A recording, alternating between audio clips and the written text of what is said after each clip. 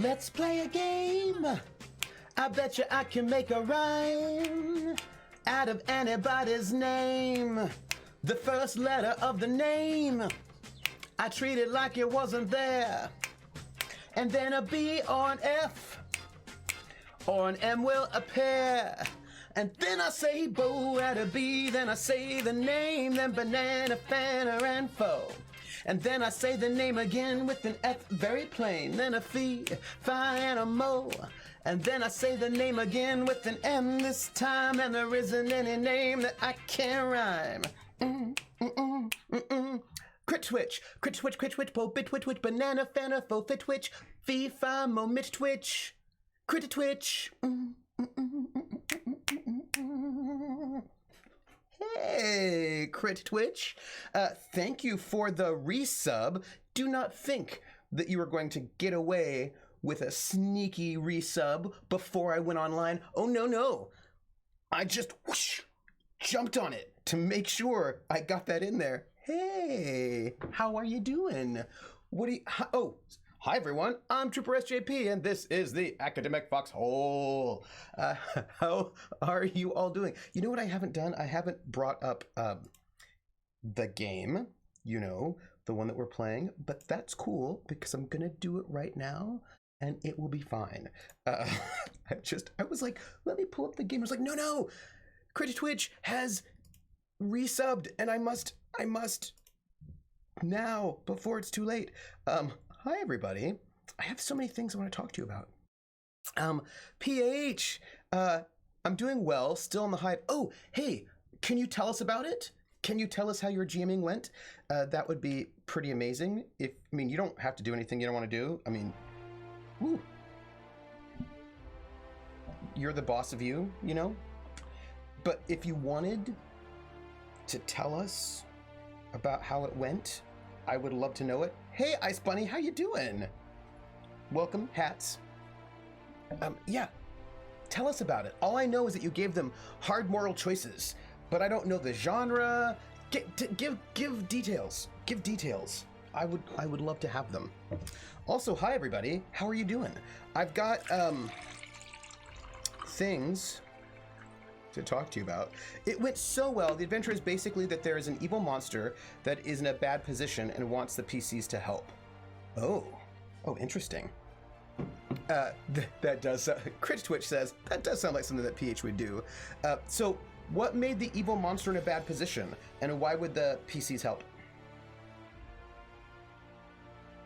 Right. So, that's my question. What was the bad position, and then why would the PCs help? And also, what system was it? Hey, Rissa, how are you? Yeah, I have, it goes about this in a bad way, but its desire is authentic. So then we see how they handle it. Did I steal a glass from an old sit-down pizza? I did not, actually. I actually bought these because I sort of love these, I love this, plastic, red, sort of textured cup. I love them, and I saw some cheap on sale, and I was like, oh yeah, I'll get those, because how great are these? I love these cups. If there was when I was a little kid, we had another set of cups that were sort of like this, but a little bit different. They were green. I think it was very 1970s. They were these green, cheap cups, and I loved them. And if I could find those green, cheap plastic cups that were sort of like this, but less fancy, these were less fancy, I would totally get those too. I totally would. Ice Bunny says, well, Denmark has the virus and I'm fine, but don't know if I should go to my dad's birthday or not.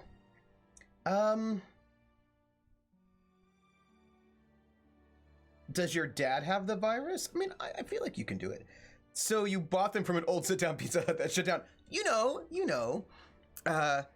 still sick, but you're surviving. Rissa, get better. The monster is trapped and hurt. It can't get out of where it's trapped. It got there by accident, but its presence is causing people harm. So do they kill it or do they free it? That's the adventure. Oh, interesting. And what's the system? Did you say it was Monster Hearts? No. What's the system? What's the system? Also, I'm just gonna say, D&D 5e. What did they do? What did they do? This is my question. PH, what did your players do? Did they kill it? Did they free it? And if they freed it, did it go off running around killing more people? Like, what happened? What happened? What happened? I just need to know. These are things that I'm curious about. You know, do you know what is way more contagious than the coronavirus? Measles. Measles, way more contagious than the coronavirus. But there are people who don't believe in getting vaccinated for measles. One person wanted to free it, one super wanted to kill it, the others were on the fence, but in the end, they went for the kill. Oh, interesting. Always stab monsters. In D&D, it's D&D after all. They're inherently evil without chance of redemption. And also, they give you XP. Ah, yes, plague enthusiasts. Plague enthusiasts. Yeah. Oh, speaking of, I have news. I thought I should tell you news. Would you like? I'm just gonna tell you the news. Guess what I did? That was the neutral paladin in the game's. That's what the neutral paladin in the game's opinion was. Oh. COVID 2019. Hey, Coland. COVID 2019. That sounds like a party. You know, like, what did you do for spring break? Oh yeah, I did COVID 2019. Maybe don't go to spring break with everybody who has the coronavirus would be my thought, maybe. You booked a super cheap cruise? No, that's not it. That's not it, but I do have one. My opinion would vary on what kind of monster it was. Yes. Rissa just found out there's a mumps outbreak at SDSU, San Diego Southern University, perhaps, centered on an apartment complex a few blocks away. Think about getting an MMR booster. Yeah, I mean, there are a bunch of people who don't believe in getting their MMR state. Oh, San Diego State University. Thank you. It was like San Diego Southern University. That doesn't make a lot of sense. San Diego Sensory Perception University, which would be also different. The monster was without a doubt evil, but the harm it caused was unintentional, and all it wanted was its freedom. So that it could probably go and do more evil things, right? I mean, so like, let's say you're a serial killer that likes to serial kill, and you are trapped, you know, who can say its goals were never discussed? I suppose, but it is framed as an evil monster that presumably does evil things. And, right? Like that's, whether you think of alignment as inherent or emergent, if it's framed as an evil monster, that presumes that it does evil things. Otherwise, then it wouldn't be framed as an evil monster, right? Oh, well then why is it an evil monster? If it's not done anything evil, then it's not an evil monster, right? It's just a member of a monster race. What was the monster? What was the monster?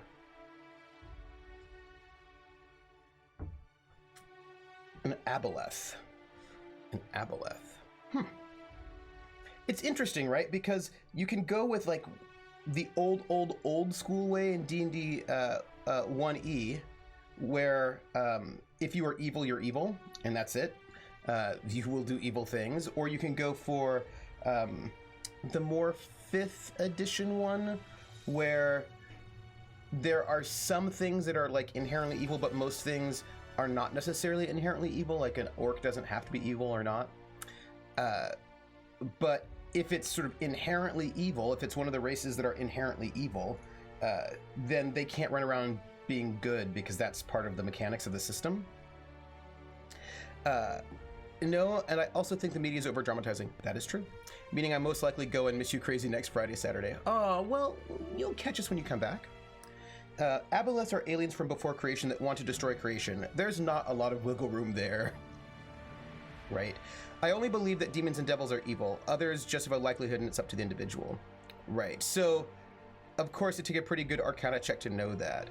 Right. So, I mean, I think that's the thing. If you've given somebody a demon or a devil or an aboleth whose whole raison d'etre is to go and murder all the things, then by freeing it, you enable it to go off and murder all the things, right? That's that whole, if you save someone's life, you're then responsible for all the things that they do, that particular idea, which I don't know how I feel about that.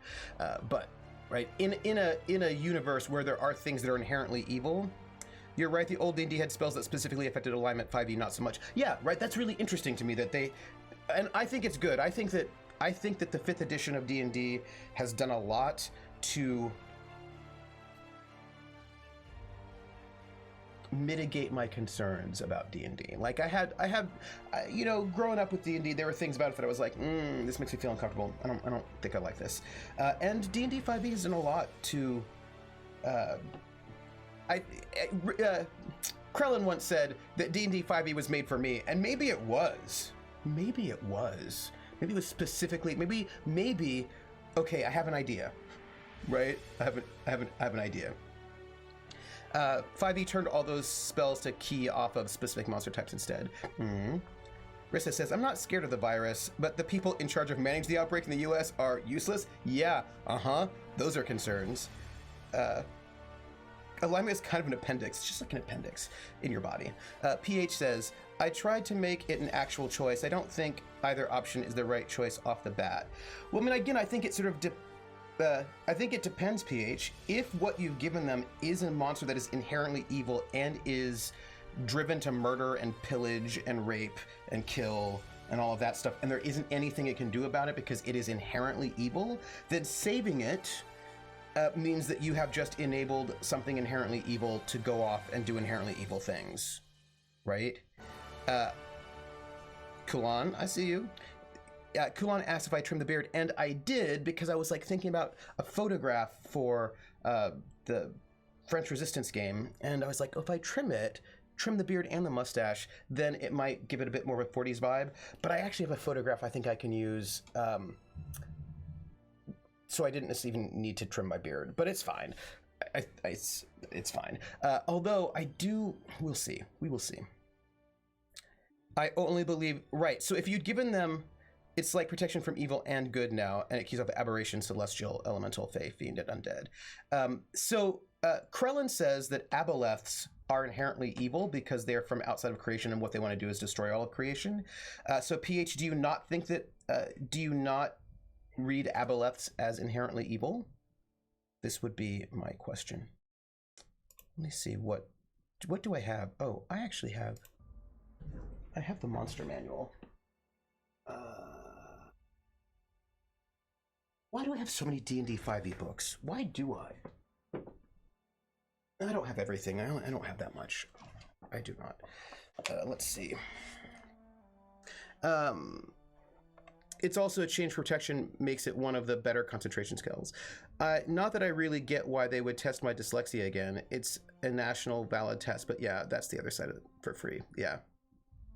I would allow for an individual aboleth that would not want to destroy creation, maybe. It's true that most of them would fit that description, sure, but they are intelligent individuals. Aren't devils and demons intelligent as well, though? I'm not interested in 4 5e books in a row. No, like, what? Levi, I don't care. What? I think this is why I like when my GM tweaks creatures or makes their own. Then that way, as a player, you just don't. Yeah, that's true. So they get a choice. Devils and demons are literally made of evil. They have no choice.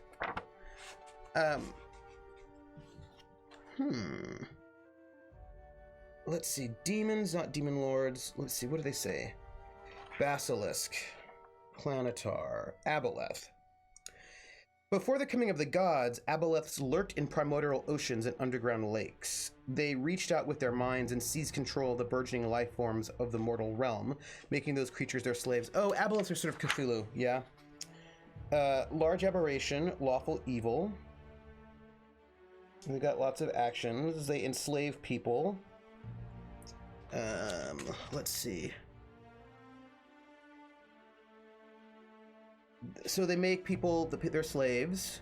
Their dominance made them like gods. Then the true gods appeared, smashing the aboleth's empire and freeing their slaves. Aboleths have never forgotten. They've got eternal, flawless memories. They plot patiently to take over the world. They dwell in waterly environments. They're like Cthulhu. They use telepathic powers to read minds and know desires. And then they promise... So basically they're Cthulhu. Enemies of the gods, the aboleths' fall from power is written in stark clarity on their flawless memories, for aboleths never truly die. If an aboleth's body is destroyed, its spirit returns to the elemental plane of water, where a new body coalesces for it over days or months. Ultimately, aboleths dream of overthrowing the gods and regaining control of the world. Aboleths have had untold eons to plot and prepare their plans for perfect execution. Oh, I suppose I actually do have more than... I do have a couple of... whatever. D&D 5e books. Whatever. Let's see. Where are we? How about 6, Levi? I feel like even devils and demons earn it every day, says Levi. Something like that, yes. Crit Witch, no, because 789? Might throw in a DM screen. Oh, well. Fine, be that way. Let's see, what is this? PH says, that's also what the rules say about demons. If it stops being evil, it stops being a demon. I feel like if a demon has ever stopped being evil, it wasn't inherently evil. Ice Bunny says, because nerd, but I guess you grip sporks feel way more. Yeah, yeah, I mean, they go all the way. They can't do it themselves, is my thought. But magic does many things, says PH. Levi says, does true polymorph change the nature of a creature's soul if you change it to something of a different alignment? Oh, that's a good question. That's a good question, Levi. Krellin says, quote, the abyss creates demons as extensions of itself, spontaneously forming fiends out of filth and carnage. So demons are just avatars of the abyss, apparently. I feel like this is what I'm going to say. So apparently we're going to be talking about D&D a little bit before we start the game. I'm going to say this. Not well at all. It is not going well in any way. Ice Bunny asked me, how's my home hunting going? And it's not going well because, one, I'm way too busy to have time to do it, right? Like, I have a lot. We've got the premiere of the French Resistance game, City of Light and Shadow, on Friday, and I've got a lot to do before that. Plus, I still have a bunch of syllabus prep to do. And so I'm hoping I can get a lot of what I need done this weekend, although I'm playing Pathfinder on Sunday, starting at 4. So I'm hoping to get a bunch of stuff done this weekend, and if I can get a bunch of stuff done this weekend, then I can sort of concentrate a little bit more about finding an apartment. And it's also a little bit tricky because I've been looking at apartments and I don't know how to interpret some things that I'm reading, and it's making things a little bit difficult for me. Ice Bunny, you are going to miss the premiere, but you'll just have to watch the VOD. That's fine. You'll just watch the VOD, and it'll be okay. So, look. Here's the question about... So, let me tell you something about Ithaca and getting apartments there. At some point, having a place to live will be more important than your gaming schedule. At some point, but that point is not right now. Look, once I get everything set up, once the game is set up and I've got everything ready, then maintenance will be much easier, right? We're just in that moment where I still need to get photographs from the cast, I need to get their goals and secrets, and then I need to give them stuff, and then I need to make sure they have something to do that first session. So I need to, like, I've got a lot to do at the moment, and once it starts, then maintenance, it takes up a lot less time. It's just I've got a bunch of stuff I have to do. I have to finish the player Bible. Like, the player Bible's not finished. That's my big goal for today, is to finish the player Bible and then also get at least 3 weeks done on my syllabus. Weeks 8, 9, and 10 today would be really good, as well as a bunch of recording. And then that means tomorrow I can try to get some more syllabus stuff done before Pathfinder, and then Friday is going to be like a bunch of work. Anyway, it's not the same, so sad. Aww. So look, here's the thing. I need to bring this up with you about my housing search that I'm really not quite sure about. One, it's 2 things. I'll get all of your thoughts on this. So the first thing is, there's this code that's put in a lot of these apartments, and I need to figure out where I fit within the code. And the code is this. So there's a neighborhood called College Town, and I was told by the institute where I'm going to stay, the Humanities Center, reuse your classes, work smart, not hard. No, this is a brand new seminar, Ice Bunny. So it's a brand new seminar, so I actually have to do brand new things. So I decided to do a brand new seminar this semester. So there is no reuse. It's all fresh. And I've got to do a bunch of research to sort of get all the rest of the stuff done. Anyway, so there's a place called College Town, and that is a place where all the undergraduates live. And I was told, do not get an apartment in College Town because it's super loud and noisy because the undergraduates are partying all the time. So I was like, okay, I know that there's a place called College Town and that it's full of undergraduates who are loud and noisy and I should not get an apartment there. That's fine. But they said, if you don't have a car, the code is up, down, left, right, BA, I would guess. Maybe. No, Ice Bunny, I cannot. There's nothing I can reuse. There's no reuse available to me. I'm afraid it's all fresh. I cannot reuse anything for this seminar that I'm planning. Anyway, so I was told that I should look at these two other neighborhoods that are close enough to be within walking distance, downtown and Falls Creek. When's your spring break? Will you have time to house hunt then? I will. Yes. My spring break is sometime in March. It's one of these weeks. It's coming up sometime. 3 weeks, 3 weeks maybe, probably. Yes. So look, so I'm looking at these neighborhoods. So it's really soon. But here's the thing, by the time spring break comes, I'll be able to use that spring break for house hunting and also for, working on this talk I'm giving and all that stuff. Okay, so look, so these two neighborhoods, I need your advice. These two neighborhoods that I'm looking at apartments, and all of the apartments that I've been seeing say the same thing. And I'm like, okay, well, what does this mean? They all say things like, there's this great apartment, and it's like a 1-bedroom, or it's a whatever, blah, blah, blah, blah. And it's a quiet apartment for people with a quiet lifestyle. And so all these apartments that are not in College Town keep saying that they're for a quiet lifestyle. And, I don't know what that means. I don't know if what they mean is they want people who will never make any noise at all, like who won't talk in their apartment, who will like, you won't even know they're there. If they really mean like quiet, in which case maybe me streaming would be a problem, or if they just mean they don't want loud undergraduates, in which case I think me streaming would not be a problem. But I don't know what they mean. I don't know if quiet lifestyle just means we don't want undergraduates, because they often say things like, we're looking for people who want a quiet lifestyle. We're looking for graduate students and faculty. So I don't know. Yeah, so see, are you louder than a normal conversation while streaming? I don't know. See, I don't think I am, except that I sing every once in a while. Right, like, so PH says, yeah, probably aims at no loud parties and substance abuse, which is probably what I think, but I don't know if they're really, like, I don't know how strict they are. Because right now I'm doing a normal conversation, but normal conversations might be bad if the walls are super, super thin. Like, I just don't know. I don't know if what they mean is we don't want undergraduates who have loud parties and like drink and all of that, or if they mean they don't want anyone to make any noise. Do you know at all? Do you know what I mean? I suppose I could ask them. Yes. I suppose I could. You're right. You're right, Levi. I could just ask them, because I have never seen so many ads for apartments that say quiet lifestyle. Hey, Artie Snack, how are you? Everything is going well. I mean, I'm in the midst of a crazy crunch at the moment, but I'm doing well, because I'm hanging out with you all. So this is the question, right? Is it a Benedictine monastery, and will I get free alcohol? Dye your hair blue, wear a halter top, put a pipe in your hand, and just go ask them. Yes. That was crit to Twitch. Javai says, you probably also get a bit louder than normal conversation when singing and stuff at times. Exactly.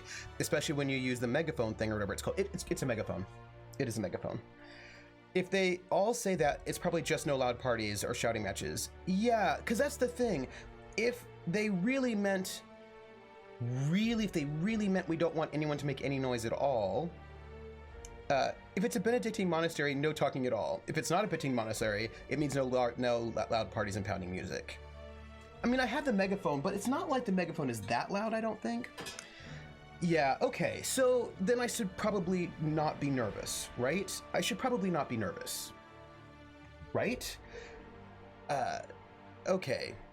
You're allowed to talk, sing, and play music. Okay. That's PH. Rissa says, probably the second. We live near SDSU and the apartment complex with the mumps outbreak rents by the room. Our property management company says no roommates, but we're two ladies with a certain age, which was fine. Oh, yeah. We presume they meant no college student breakup. Yeah. No, I think you're right. I think that there's a lot of no loud noise, undergraduates, but if you are a faculty member, they probably don't care as much. I think you're right, Rissa. I think this is code for we don't want undergraduates living here, or if they are undergraduates, they need to be really, really quiet. Colin says, about College Town problem. Do the coffee shop test. Have an early morning coffee and a late night coffee at a coffee shop within walking distance. If there's too much street noise for you, then don't go there. Oh. I mean, you probably want to double check before you commit 100%, but should be fine. Yeah, because the thing is, and then you know the other thing is that I'm a little bit concerned about? A lot of these apartments are wired for Wi-Fi, but I don't want Wi-Fi. Well, I mean, I do want Wi-Fi, but I also want an Ethernet box because I want to be wired into my computer because I know wired is a little bit more stable for streaming than Wi-Fi, but I feel like if I have really good Wi-Fi, then it should be all right. We'll see. Rissa says, as long as you're not having loud parties after 10 p.m. or shouting at 2 a.m., they probably don't care. Right? And I don't stream after 10 anyway.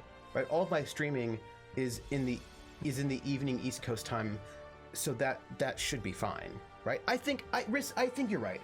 So I'm going to be looking at some of the apartments, but and then if you want to know my other rental issue, I want to move in July 1st.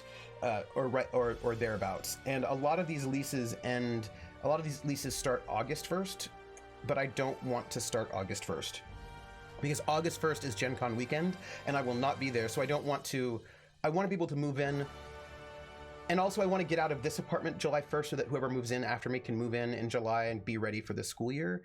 So for me, I really want a July moving date, and a lot of the apartments I've seen are not.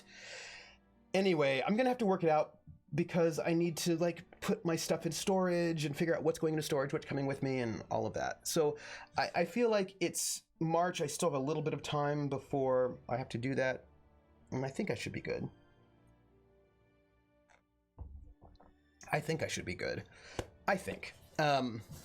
So I'm gonna just look at if the apartment's available. I think most apartments will let you pay to take possession early. Oh. This is a good point, Rissa, which means I should just ask. Some may have folks clear out early and will be more than happy to double dip a month of rent. Yeah. I think these are all good points. Thank you. This will make me feel a little bit better. And I'm just going to try to find some apartment that's within walking distance and that is close, because I don't have a car and I'm going out to the middle of nowhere and I would like to be able to walk to school, and that should be fine. Yeah.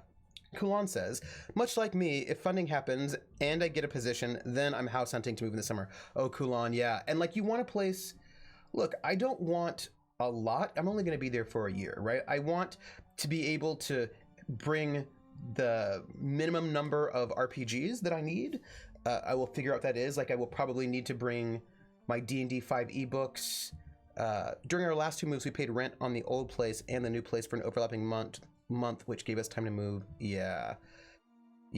And I am not currently paying rent, so I don't have to worry about that. But I just want to, I just want to be able to have that apartment July 1st so I can get that U-Haul.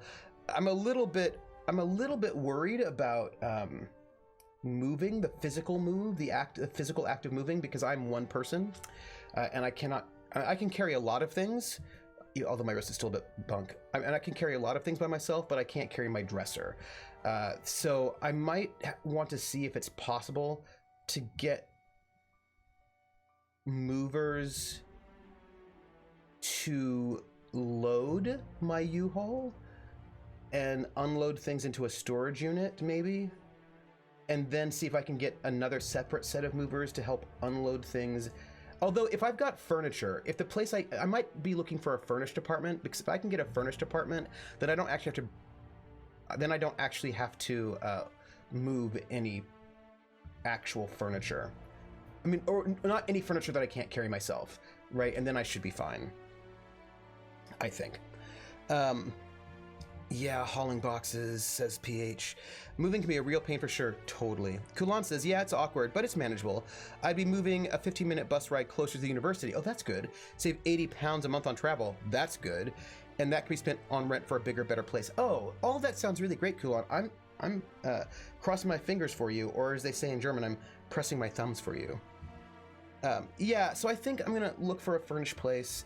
But you know what? I don't have to worry about that right now. Right now, I have to worry about getting my player Bible done, making sure that I'm reading a book on the French Resistance. I need to find time to do, and I've got a bunch of stuff I need to do for inspiration. Is what I need to do. With the distance involved, you might still want to have movers for all your books. Oh, yeah. I just have to figure out if, and I'm going to bring not all of my books. I'm going to bring like a smaller collection of books. I'm going to bring the books that I need for my research projects, which is probably not insignificant, to be honest. But like I've got a bunch of books to deal with the books that I would need to read for the book that I'm writing, and then for what I'm teaching. So I want to bring the books for teaching, the books for writing, and then the minimum number of game books that I would need. Inspiration for French Resistance is to binge watch Allo Allo. Yeah, that's it. Kulan says, if it works, then yay. If not, then I'm having to move back in with my parents in the long run. Ugh, Kulan. But you know what, though? It may not be the long run. It might just be short run. Move in with your parents short run if you have to, but you keep looking, and then you'll be in a better position to look for things. I'm so annoyed that I have to wait a year to flip the place I'm in. Time. And not... Okay. Good morning. So no, okay, but I'm not going to take the whole shelf behind me, because, for example, I probably will not take... Like, there are a bunch of systems here that I will not take with me, even though I'm going to want to. Right? Like, I'm going to want to take all of this with me, but I won't, because my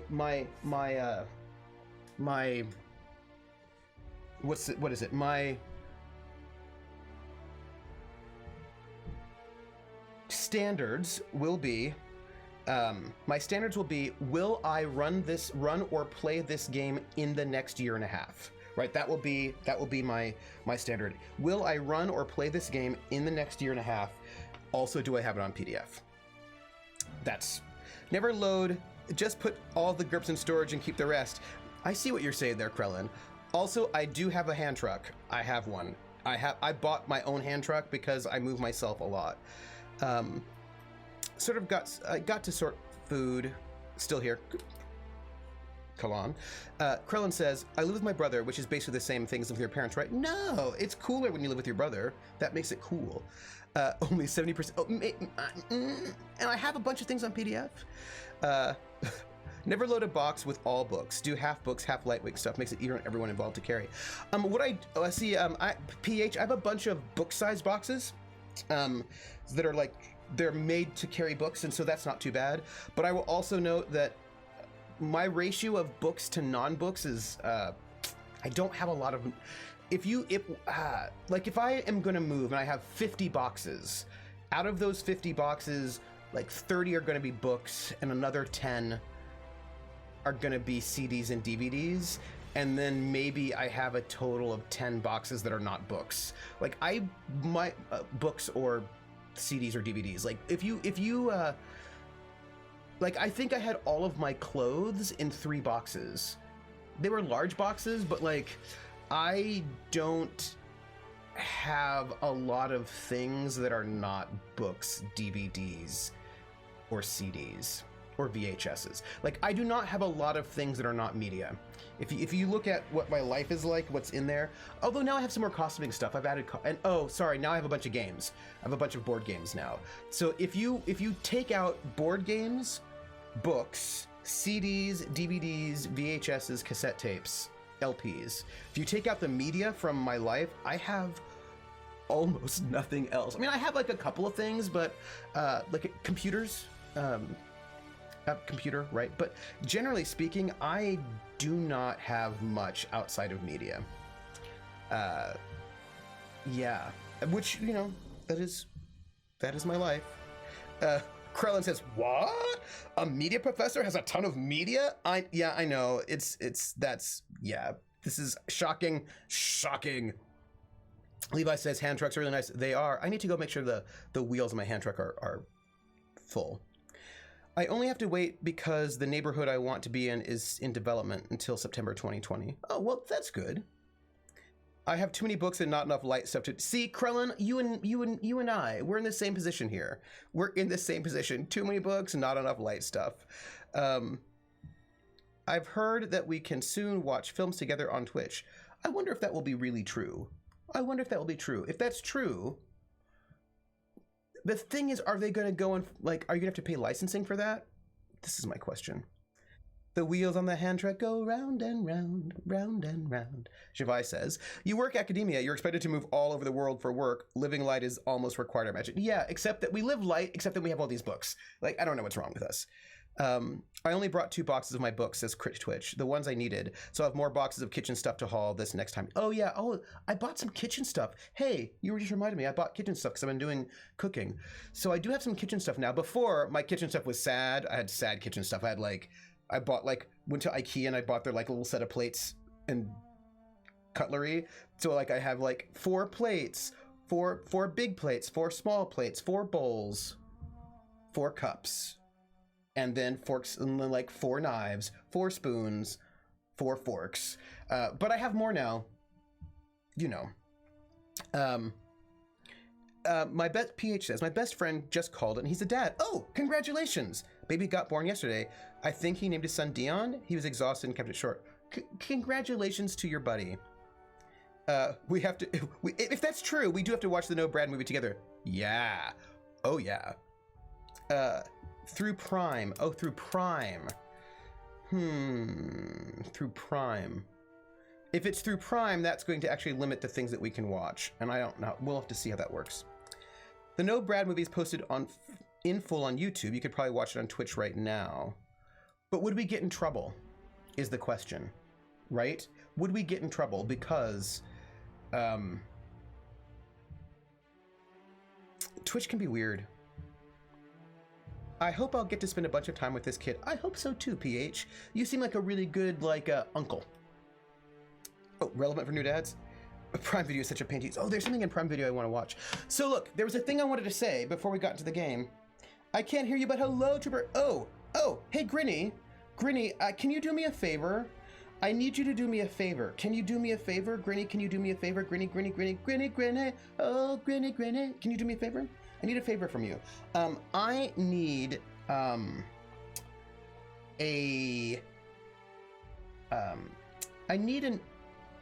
Oh, I suppose I can just DM you.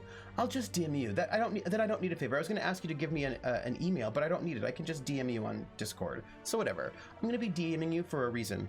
It's a secret. I can't tell you. I hope you're doing well, Grinny. I hope you're like doing well. Stand up on the Late Show this week, and actually funny white guy because they're all dad jokes. Oh, that's cool. Did you not get the beginner box from IKEA? It was in the Danish news. Oh no, when I went to IKEA, it was years and years and years and years ago. Years ago.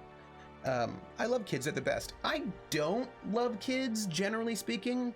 They're fine. Like, I don't think they're the best because all the kids I knew were bullies and bullied me terribly in middle school, and so it's not like I love kids. A lot of kids are really mean. Super, super mean. So I'm not like, I love kids. They're okay. Some kids are great. Some kids are bullies. So like, I am neutral on kids is what I would say. I'm neutral on kids and I'm neutral on dogs. I know people love dogs. Have I met kids since being an adult? I have. And some kids are still bullies. They don't bully me, but they bully each other. And I don't like that either. You know, I don't like every person, every kid contains multitudes. That is correct, PH, which is why I'm not like kids are the best, because if they contain multitudes, they also contain the worst. So I am neutral on kids. That works. I'm doing as well as I can with my brain exposed.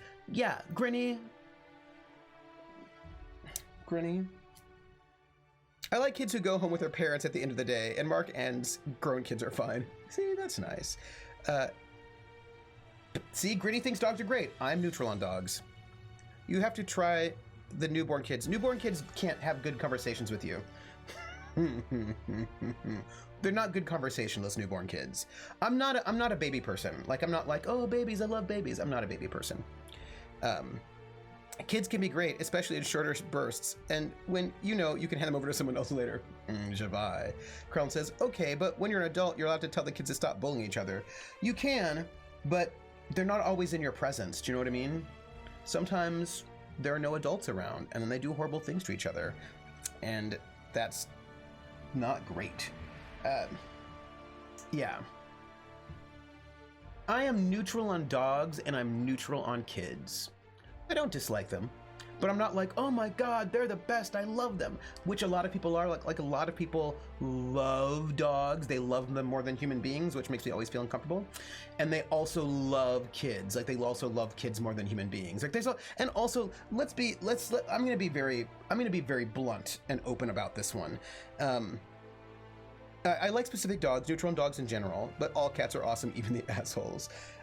Right, I need to lurk and do that bath thing I've been sitting in for 2 hours. That's fair. Lurk with us, Grinny.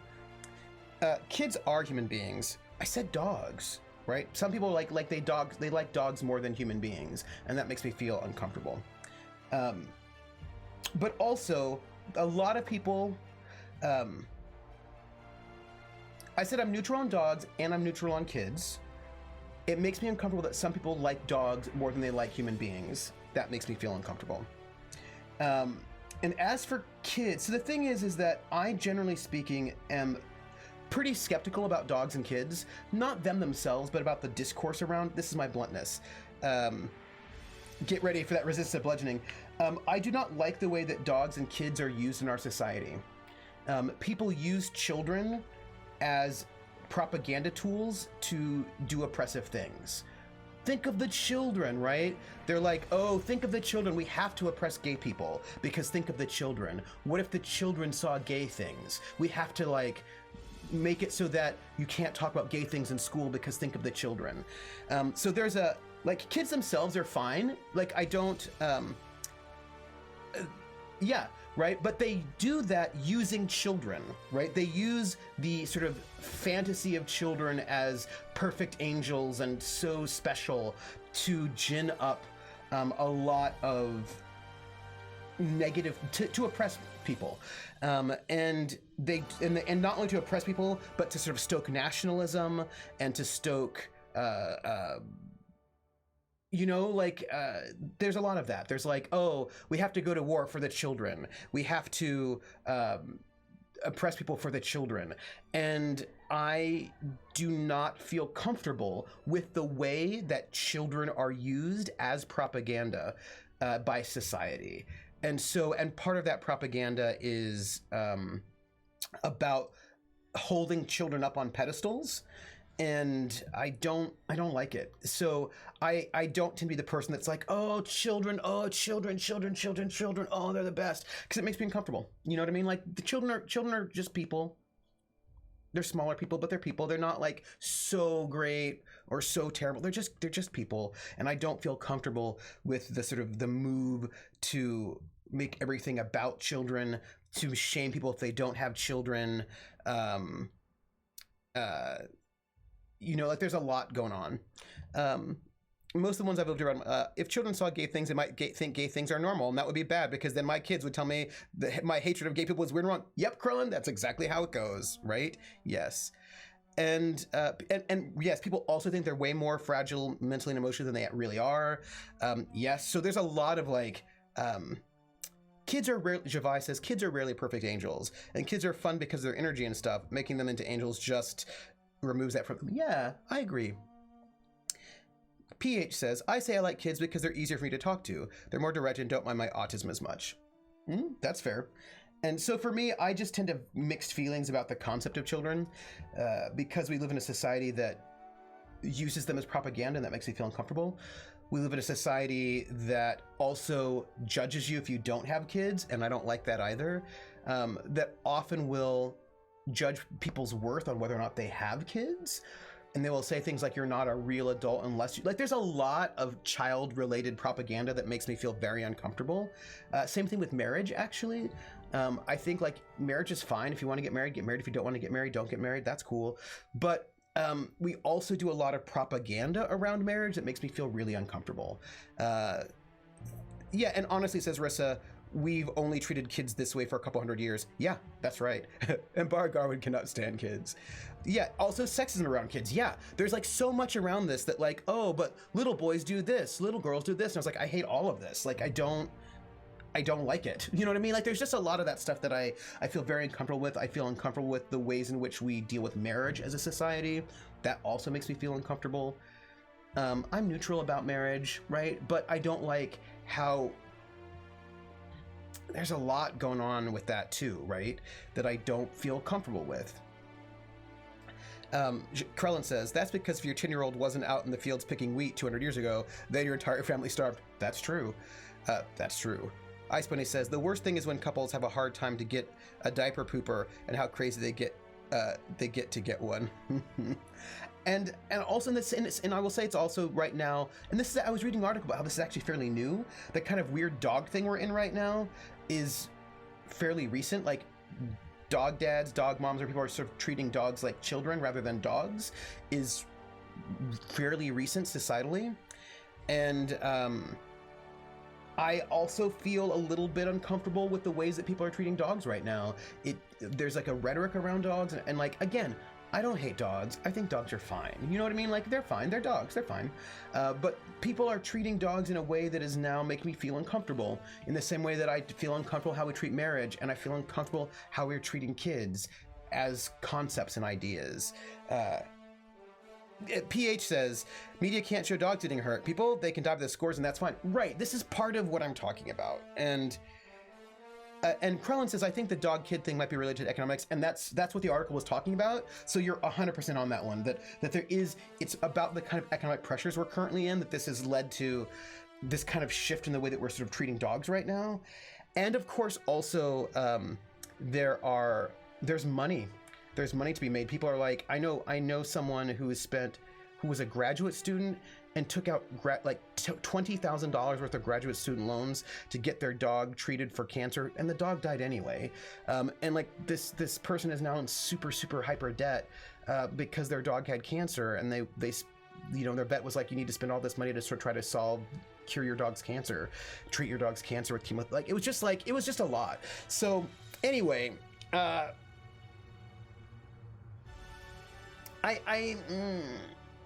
which is not to say that I hate dogs. I don't hate dogs. Dogs are fine. And I don't hate children. Children are fine. And I can have a lovely time with kids, and I can have a lovely time with dogs. Although I'm not the biggest dog person, to be honest. But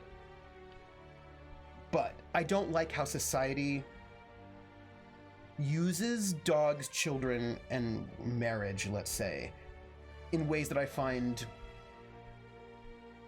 unhealthy. You know? Do you know what I mean? That's what I'm trying to say. People can't afford kids.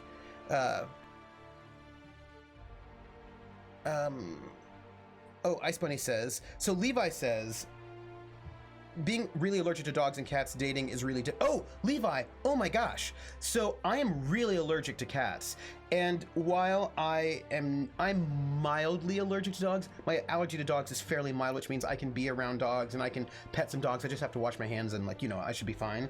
But because I'm mildly allergic to dogs and I'm very allergic to cats, I tend to want to just keep my distance. And it is true that it does make dating difficult. It's funny, but we're in a space where people are super into pets right now, and cats and dogs specifically, and it does make dating hard. And so Levi, solidarity right there. I feel you. Ice Bunny says, and for the gender thing, I am the one who shows my niece all the women in science, and I dislike dogs. I am the lonely cat woman. Be a cat woman. Rissa says, given the state of the world, we need to start recognizing that kids are both more vulnerable and more angry with good reason.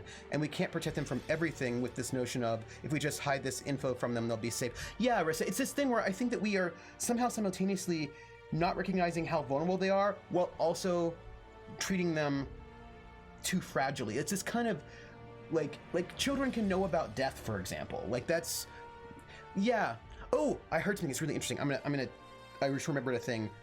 And then Carla notes, so dogs become our kids. Yeah. Yeah. Also, pets are super expensive. Yeah. And Bar Garwin says dogs are idolized too much. Right. And again, I don't have anything against dogs, because apparently if you say that, then people think you're like, I mean, people, my gosh, people have said, if a person doesn't like dogs, they're a bad person and you should not hang out with them. I've heard that on Twitter. I've heard that multiple times, that people are like, you can tell if a person's a good human being or not, whether or not they like dogs. If they don't like dogs, they're a bad human being. And I was like, wow, okay, well, okay, that's a take. Like, I'm mildly allergic to dogs, and I don't like, and like, I'm not, dogs are very high maintenance, and big dogs will jump on you, and I'm not into it. I'm not into it. Like, it's fine. Like, my lifestyle, which involves me traveling a lot and being out of the home a lot, is not really conducive to having a dog. So I'm just kind of not into dogs. And that there are people who will say that if you are not into dogs, you're a bad human being, is one of the reasons why I feel uncomfortable with the ways in which we talk about dogs in our society. Levi says, toward the end of my grandpa's life, everyone was surprised when he took one of his farm dogs to a vet. Krellin says, I hate dogs, but if you're careful and control them well and force me to be around them enough, I might be able to tolerate your dog. Yeah, and there are also people who have dog-related trauma, right? There are people who have, like, and actually, I know a lot of people who have dog-related trauma. And I don't have dog-related trauma, but I know a lot of people who do. And, like, you're not a bad person just because you're not into dogs. PH says, I remember having to explain to the kids I babysat for that if your arm got cut off, it would not grow back. Ooh. Colin says, how to teach resilience to kids is a gift. Right, I think that's actually really important, resilience and empathy. Javai says, kids tend to be really durable, largely because they are so malleable, I imagine, which means they can be easily influenced. And also, they heal really fast. Rissa says, I feel about dogs like I feel about kids. Don't hurt them, right? And take them home when you leave. Yes. I've told Stacey I would make a terrible dog parent. Yeah, and like, look, I just am not, that is not the life, like, dogs are really high. I love cats because they're not that high maintenance. Like, you don't need to walk them every day. Like, you don't need to pick up their poop. Like, cats have got their thing going on. I love that. Dogs are very high maintenance, and I do not have the lifestyle that makes that work. Granny's like, yes, hello, I've been listening and I have opinions. Granny, I want to hear your opinions. Ice Bunny says, the Custer of the church I grew up in had a dog-related tragedy. The shepherd, the shepherd, they had bit the newborn and the kid died, and my granddad was all do not touch dog. Yeah, I mean, this is the thing that some people do have dog-related trauma, and PH says, I have dog-related trauma, so yeah. And Ice Bunny also has dog trauma, right? So like, I'm just saying that I think this is sort of the kind of rhetoric I've been seeing where if you don't like dogs, you're a bad human being, makes me feel really uncomfortable because a lot of people have dog-related trauma, and that seems really unfair. Levi says, yeah, my sister has a phobia of dogs. She was attacked when she was 2 and her arm was broken in several places. Yeah, ouch. And that's, and also, yeah, right? I just want to say, yes. Krellin says, oh, I've been bitten by multiple dogs and I don't trust dogs around my rear. But given that I have worse trauma from other things, I'm not sure that I say have dog trauma. Fair. And cats will let you know when they do or do not have a use for you. That's true about cats. And Bar Garwin says, I feel the same way about dogs and kids. Don't let me see them or run after them ever. And look, and I don't think that if you're not into dogs or kids, that you're a bad person. Do you know what I mean? Like, I just think that's weird. I don't feel comfortable with that. And then also, look, I'm gonna tell you, like, people could, you do your thing, whatever. But also, like, have you seen those child beauty pageants? Makes me feel, I feel creeped out by that. Or like, those posters, do you know those posters where they get like babies and put angel wings on them and they're all like perfect angel baby, angel baby, and I'm like, this is making me feel uncomfortable. Like, I just feel those things make me feel uncomfortable, and it's just like this weird fetishization of children in a way that makes me just feel really creeped out. Like, I'm not into it. Grinny probably is still typing. And Grinny, when you finish typing, I want to hear it. I want to hear all of your opinions. There was a thing I wanted to tell you. Yeah, so like kids and dogs are fine. They're fine. But marriage is fine. But do you need to spend $12 million on a wedding dress, or $500,000 or $100,000 or $20,000 on a wedding dress? No, you really don't. Do you need to spend $50,000 on the venue? Like, do we need to spend this much money on weddings? No. No, we don't. No, we're totally gonna play the game. We're gonna play the game right about now, as a matter of fact. There was something else though. What was it? Oh, there was a thing. Yeah, no, the wedding insanity makes me feel really uncomfortable. And like those, wait. Yeah, yes, I do. Thank you. I do mean the Ann Geddes photos. They creep me out. That's right. Magic the Gathering cards. That's the one. If we celebrated entering into other government enforced contracts. Oh, Levi, could you imagine if we celebrated entering into other government enforced contracts the same way we did as weddings? That would be insane. You stuck? Chat stream. No, I'm totally like, I even made the Outer Worlds large. Hey, Volus dude, how are you? Grinny Weasley says, 1, as a pansexual, I'm scared to love anyone, and I love everyone. It's hard to be me. Oh, I give you a hug, Grinny. 2, I love dogs, but I've been lucky enough to always be surrounded by good babies. We have had nothing but Rottweilers who have been nothing but angels. It depends on how the dog has been trained. That's true. I love you all. I love you too. And some people like, yeah, right? And I just... Also, I have known too many people that I was in the army with who were dating couples. They were dating, and they were having problems in their relationship. They were not getting along well. They were not compatible people, right? And they're like, you know what will fix all of our problems? If we get married. And then they got married, and guess what? It did not fix all of their problems. So then they're like, you know what we should do now to fix all of our problems? Have children. And then guess what?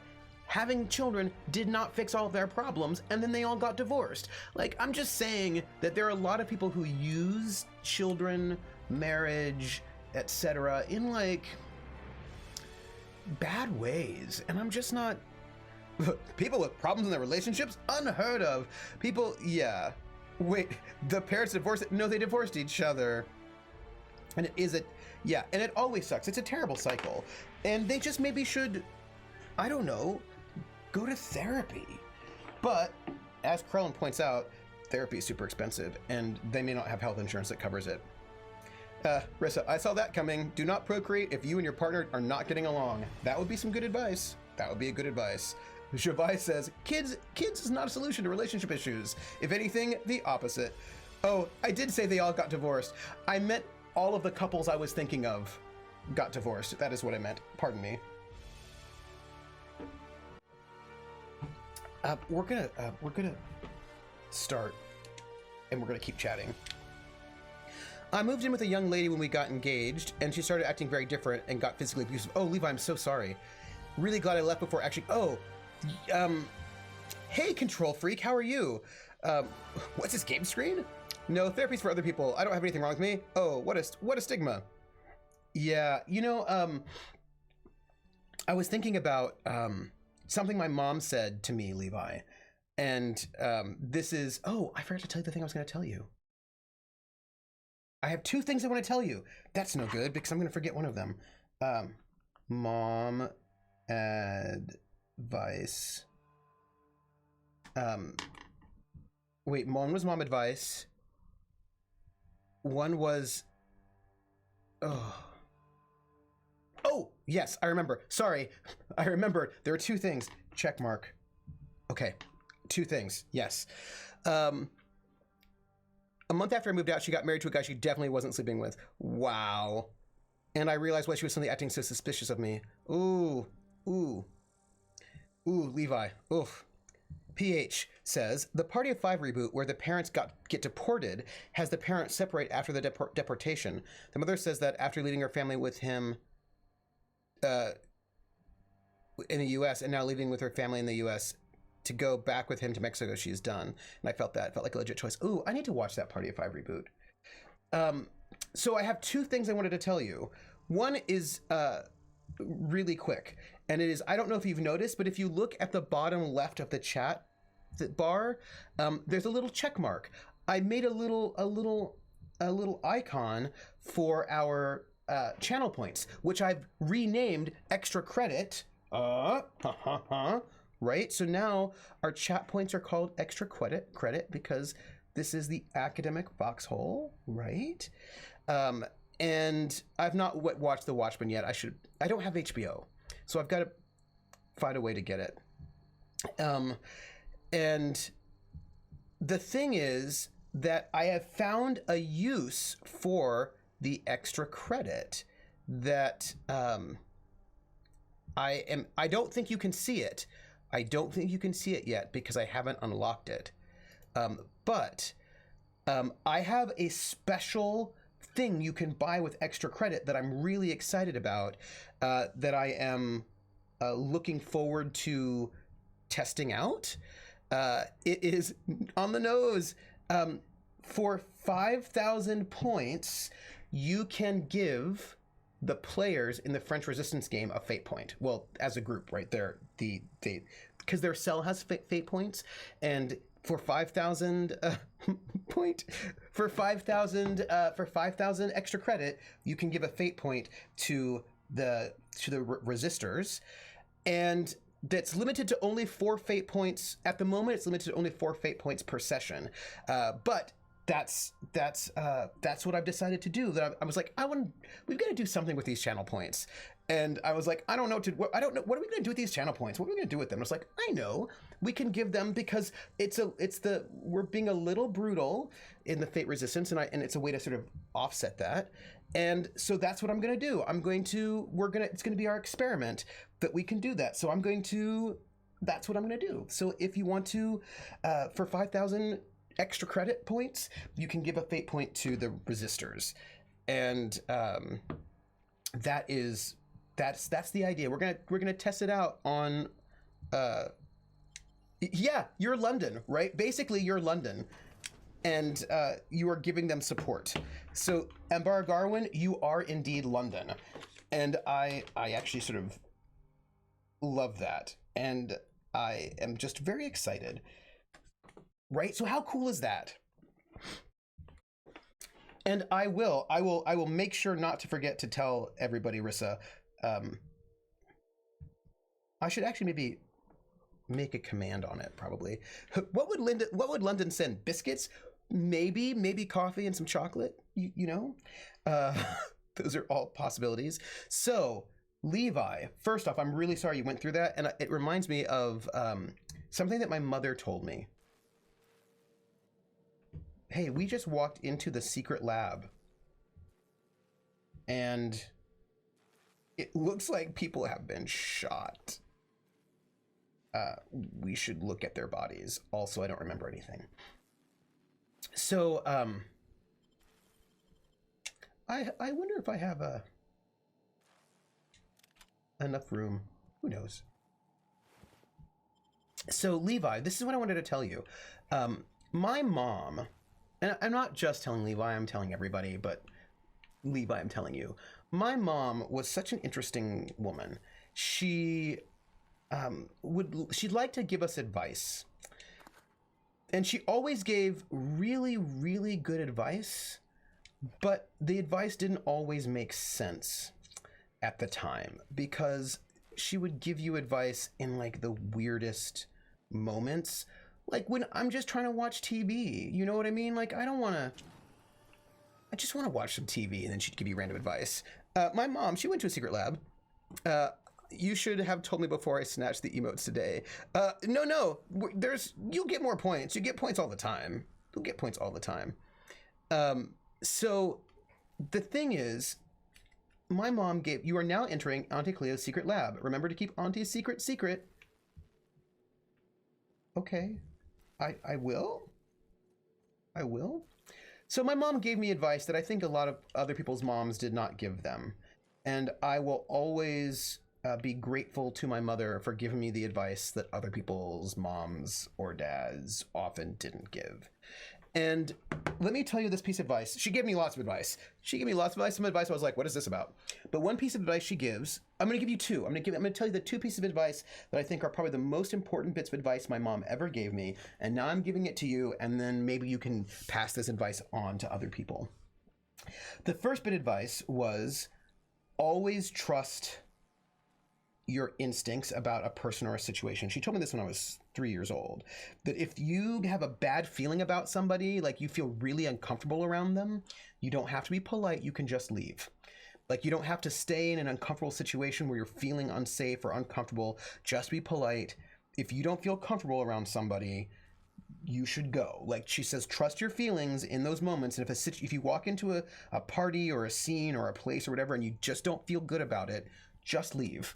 And and she told me that when I was 3 years old, and I really appreciated that because I think a lot of people tell kids that they should be polite and not make a scene, but she was like, no, if you feel bad about any situation, you get out. And I appreciate her telling me that.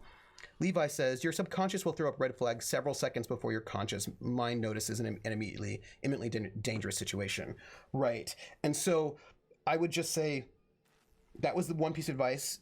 And then the other piece of advice, which I think is relevant to your situation, Levi, and she said, and it's funny because, we live in this sort of abstinence-only society and all this stuff we got. But she said, never marry someone that you haven't lived with for at least a year. That she says you need to live with someone. And she said, also do not move in with someone unless you dated them for at least a year. And that's her advice. And she gives it, and she explained a little bit more about this advice. And one was that you need to see somebody in all 4 seasons, right? You need to actually get to know them. And also she really believed in premarital sex. She's like, you need, right? Or known, right? Like you need to, or known if it's platonic, right? You need to have known them for at least a year before you moved in with them. I would have been married to this person who I had dated for 2 years. Right. Like you need, and she says, who would have suddenly started hitting me and screaming at me and throwing lamps at me. Right. And that is no good. And Levi, one of the reasons why she gave me this advice was precisely because of the fact that some people might be abusive. And she's like, you don't know if the person you're going to date, regardless of their gender, is an abusive person. And if you move in with them, you're more likely to start figuring out if they're abusive. And, I don't need to believe in premarital sex. I've seen it. I know it exists. But some people think you should not have sex with someone until you're married to them. And my mom was like, no, that's like, if you're going to be in a sexual relationship with somebody, you should have sex with them before you get married.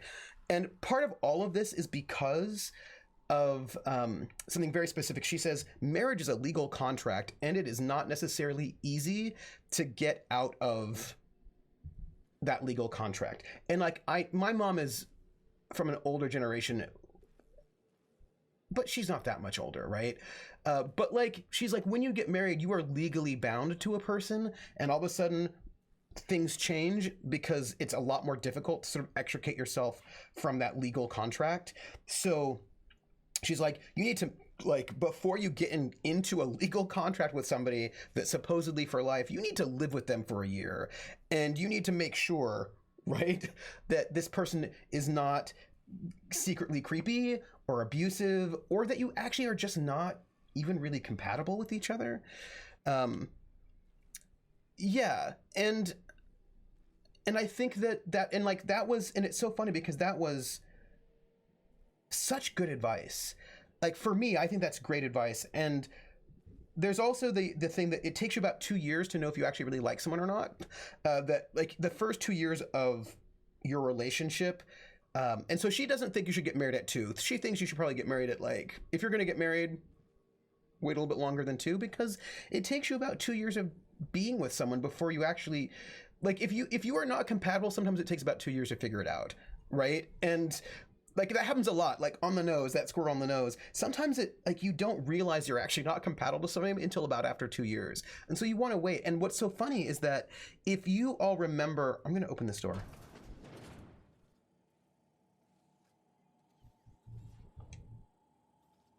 Staying out of sight.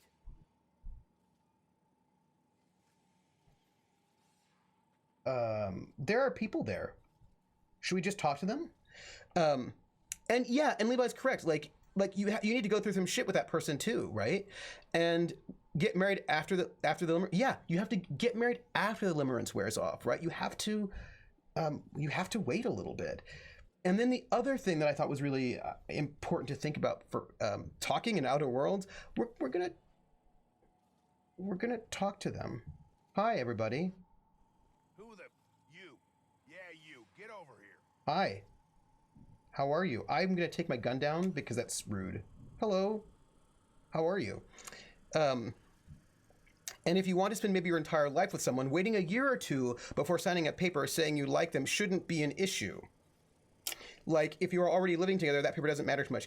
Yeah, but see, Javai, that's because you are modern. And my parents lived together and were not married for years. My mom and dad were living together in sin and not married. And when they did get married, they didn't even tell us. Like, apparently it was like one of their weekend trips. They did a weekend trip to, I think, to Vegas, and they got married there. Or I don't know if they got married in the City Hall steps. Anyway, they got married at some point in time, but they didn't tell us. And I had always been a little bit proud that my parents weren't married, because for me that meant that they were together because they wanted to be together, not because they had to be together. And anyway, at one point in time I was mentioning they're not being married. They're like, oh yeah, no, we're married. I was like, what? When did you all get married? They're like, oh, like 2 years ago we got married. And they got married mainly because PH says society has a lot of pressure and judgment for not obeying the pressure. Yeah, that's true. That someone half your shit that you'd love them forever lightly. Yeah. And it's funny because the thing is, the only reason why they got married was because my dad is not my biological father, and I was on his health insurance, right? I was like, because my dad had the health insurance, and so my mom and my little sister and myself were all on his health insurance, and his job changed their rules, and so they said that unless you are married to the person, those kids would not. Basically, they changed the rules for the health insurance so that the people that you were living with, that your partners, would no longer count, and they wouldn't be able to be on your health insurance. So they had to get married. And I think it was just me. So I think my mom and my little sister, because my stepdad is my little sister's biological parent, I think that they would also be covered, but I would not be covered. And so they're like, well, that's not. So they just got married so that I could actually still be on my dad's health insurance.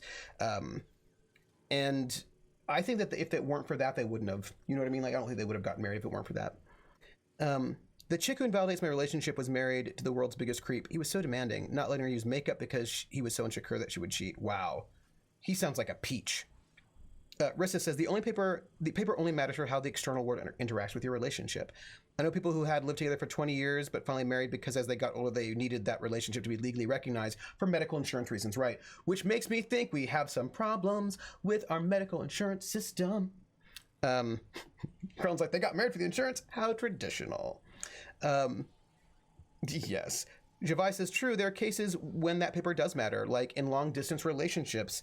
It can matter for residency. Yeah, totally. And that's like, I think we should think about that. Control Freak says, slowly adds marriages for health insurance to a list of reasons why the USA health system is an abomination unto Nugon. Control Freak, I'm just telling you that yes. There's another big thing with healthcare, being able to see someone in an ER. That's true. Like, yeah, it's true. It's true, Levi. Rissa says, well, he's in his 70s now and she's 10 years younger. If he gets hospitalized, she needs that to be able to deal with the hospital. That's right. Yeah. Let's talk to this guy. You care to explain what you're doing here? Did you miss the big sign outside? Anton sent me to help. You in charge of security? That I am. Name's Porter. If Doc Crane did send you, I'd be glad for the help. Bad news is we haven't been able to clean these outlaws out of the lab. Good news is they haven't been able to escape neither. Could they get out through the vents? That's how they got in. We got that locked down. There's no access from their level without a security key card. Okay. That also means no fresh air down there. Probably reeks of Raptidon musk. Probably. Couldn't happen to a nicer bunch. How have you been dealing with the Raptidons? They don't care which side their lunch is on. But the rap cells are down with the outlaws, so they're the appetizers. Fair. When it looks like they're fixing to make a sally upwards, I have a sniper pop the lock on a wrapped cell. It's kept them busy. I'll just say that's damn clever. Thanks. Company will probably bill me, but better lose a rap than get shot, I says. So it's a stalemate. For now. I reckon they got no backup. On the other hand, we don't neither. And our mechanicals all went haywire for some damn reason. Damn mechanicals have always been more trouble than they're worth. Probably. Levi says, the residency stuff is ridiculous. My cousin told me about the interviews he and his wife had with immigration people about whether their marriage was legit. Yeah, and this is where the Raptidons called for backup. Yes. My great-grandparents celebrated 71 and a half years of wedding anniversary, and they had a rule that you can disagree and fight, but have to say goodnight to each other.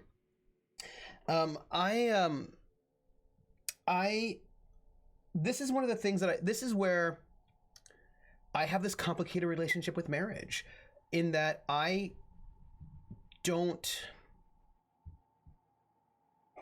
like how we do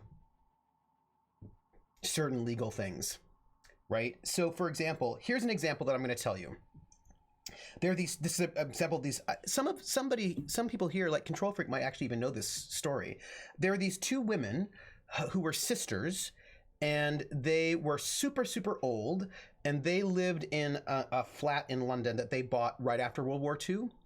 So they were like that old, right? So like one of them bought this apartment after World War II, and the other one ended up moving in, and so these two sisters lived together their whole lives, and the one who owned the flat, I think, was the older one, maybe. Anyway, she was sick and she was getting ill. And she wanted to become a domestic partner with her sister. She wanted to register her sister as her domestic partner so that when she died, her sister could inherit the flat. Because if you are married or domestic partners, you can share property with each other and other things without paying insanely huge inheritance taxes. And the thing is, because the flat was now worth so much more money, there's no way that the younger sister would be able to afford to pay the inheritance tax on it, because they actually were not rich people. Like, they had this flat, but they were not rich. And the older sister had the flat, and the younger sister would not have been able to afford to pay for the inheritance tax, and she didn't want to leave. She was old, you know what I mean? Like, she was not a young chicken, a spring chicken, and she just wanted to like live out her days in this flat and like just like die there, the flat that she lived in like her whole life. Hey, Boodle. And the court said that she could not be a domestic partner with her sister because it was not a romantic relationship. Right? Because it was not a romantic relationship, they couldn't be domestic partners. And then I think all the badness happened, right? Like, the sister died, she got kicked out of her home and all of that. And the sister is next in kin, but it doesn't matter, because next of kin is not the same thing as married. That we treat married people differently legally than next of kin or other people. My great-grandparents celebrated 71... No. I don't like that marriage is a contract with the government. That started because cities wanted to collect a license fee. And even the organization making that determination is also the organization benefiting from the outcome of the determination. Yeah. So, and with romantic, they borderline meant sexual. Yes, Shavai, that is exactly what they meant. And I don't like that. Like, I feel like these two sisters were clearly... it's like when the cops investigate themselves. Yeah. But these two sisters were clearly domestic partners, right? Like, I mean, if we think about the word domestic partners, they are partners in a domestic situation. And I kind of don't, personally, I don't care. Like, in my world, if I were the ruler of the universe, I feel like a person should be able, well, this is what I would do about, if I were in charge of marriage, what I would do is I would make that whole list, because there's like a list of like 217 something rights that you get for being married. I don't know what all those things are. There's just like a bunch of, and Bar Garwin says marriage should not be a legal jurisdiction. But the problem is that there are legal things that are attached to marriage. And so like if your partner is not a citizen of the same country you are, marriage allows you to bring your partner into the country.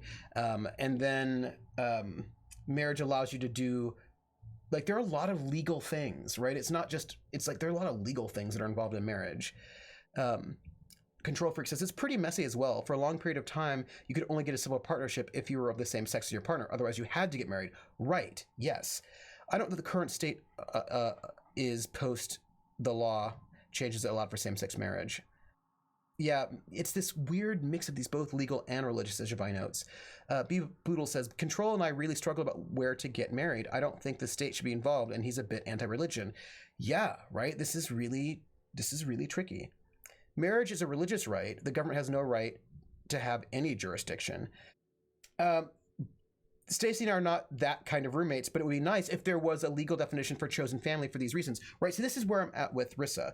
Because we have legal rights connected to marriage, because there are legal things that are connected to these things. Carlin says marriage is not a religious right. It has always been a legal agreement. That's true. Marriage is and has always been about property rights. That's also true. Like marriage, legal marriage is always it's been legal. I mean, like churches also do them, but actually for the long time churches didn't do marriages. They didn't do them either. So let's remove the legal stuff from marriage and add a new partnership that gives those benefits. You have a close relationship with the person, you qualify. So PH, that's where I'm going, right? For me, what I would want to do is I'd want to list out all of those rights in like a checklist sheet and first decide whether or not we think those rights should be reserved for people in a legal partnership or not. We should maybe have a decision about that. And then you have this big, huge checklist of all these things that we decide should somehow be part of the legal situation of a partnership. And then what should happen is you should be able to choose a person or multiple people, I don't care, and decide which of those things you want to share with each other. And it might not be all of them. For example, maybe you do not want to share a credit rating. You want to be domestic partners with somebody and you want to share medical things with each other, so you check that off. But you don't want to share financial things with each other, so you don't check that one off. And I don't care what kind of relationship it is you have with that person. It doesn't have to be romantic or sexual. It could be, I don't care, whatever. And you could take this contract out with multiple people. And somehow, I mean, because I just don't think it has to be romantic or sexual, because there are people who are married but have neither romantic or sexual feelings with each other and they get all of these rights. But if you're like somebody else, you don't. I just feel like there's got to be a way to separate these things, because maybe you don't want to be financially implicated with this person, but you want to share other things with them. I feel like there should be a way to sort of check what kinds of things you want to share with somebody, and you should be able to share with multiple people, and, you know, that's all. Given that marriage was a thing of nobility, the loveless, sexless marriage was probably the norm, not the exception. I think that's true too. Yeah. Well, probably not sexless. They had to have sex a couple of times to get the heir and a spare, but you know, after that. Hey, Takarosh. Good evening. I can imagine a child living with their aging partner and taking care of them. Maybe they form a sort of partnership. Oh, totally. Like, and maybe you want to have that domestic partnership with your parent, for example. Like, I mean, I could just see all sorts of situations where you could do that, right? And I just think that should be open. And I think that it's, yeah, I just kind of want to explode the whole concept a little bit. You lock the vents the attackers into through. Are you sure they'll hold? What exactly do you do here? Who, me? Yeah. Or you mean the lab in general? No, you. I'm in charge of site safety engineering. Most days that means making sure folks don't run in the halls. Oh. The romantic love one till the end thing is Victorian. Before that, marriage was business. It wasn't Victorian. Victorian's a little bit too late. It really starts changing in the 18th century, not the end of the 19th. So like mid to late 18th century is when it's the rise of the middle class. It's sort of it's the rise of the middle class and sort of the dismantling of feudal systems is when sort of more modern marriage, capitalism, right? As we make that shift from feudalism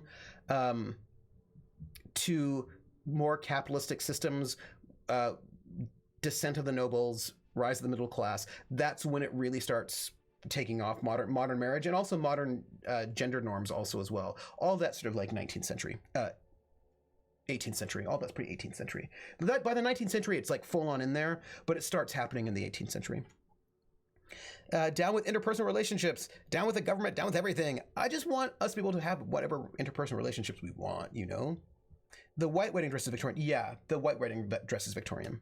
Your voice is mostly back? Oh, good. Oh, I'm so glad. Let's see. Pretty quiet out here, huh? Normally, I mean. Most days there ain't nothing to hear but wind, bugs, and the buildings falling slowly to pieces.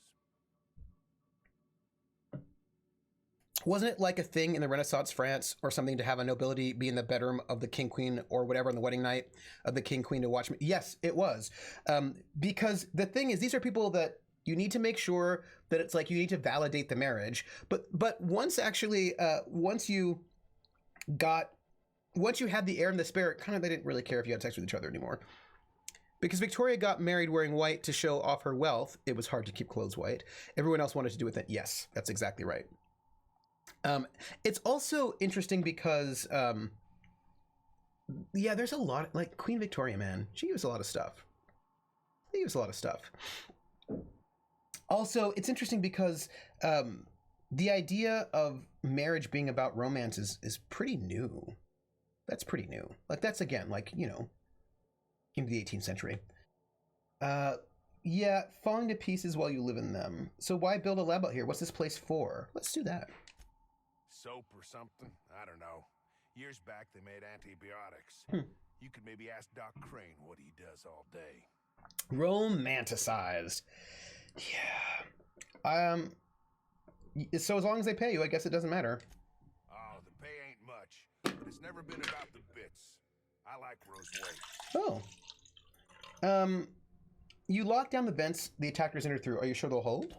Pretty damn sure. The shafts are sealed with 4-centimeter hatches. They're not getting back out that way without a security key card. They'd need to take mine. Or make a new one in my office, I guess. So where can I find your office? Why you want to know that? I need a security key card. What for? Well, I'm going down after these guys. I don't want to get trapped by a door you lock behind you.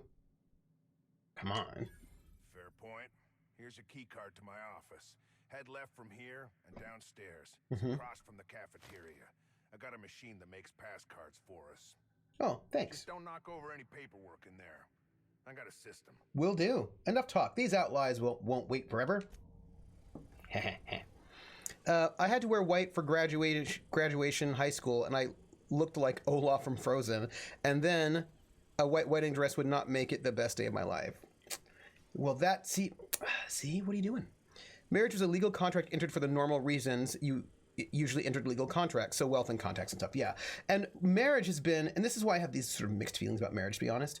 Not relationships. Relationships are fine, but marriage as an institution I have some mixed feelings about, because marriage is also about inherited wealth. And there are political things that marriages have been, the institution of marriage has been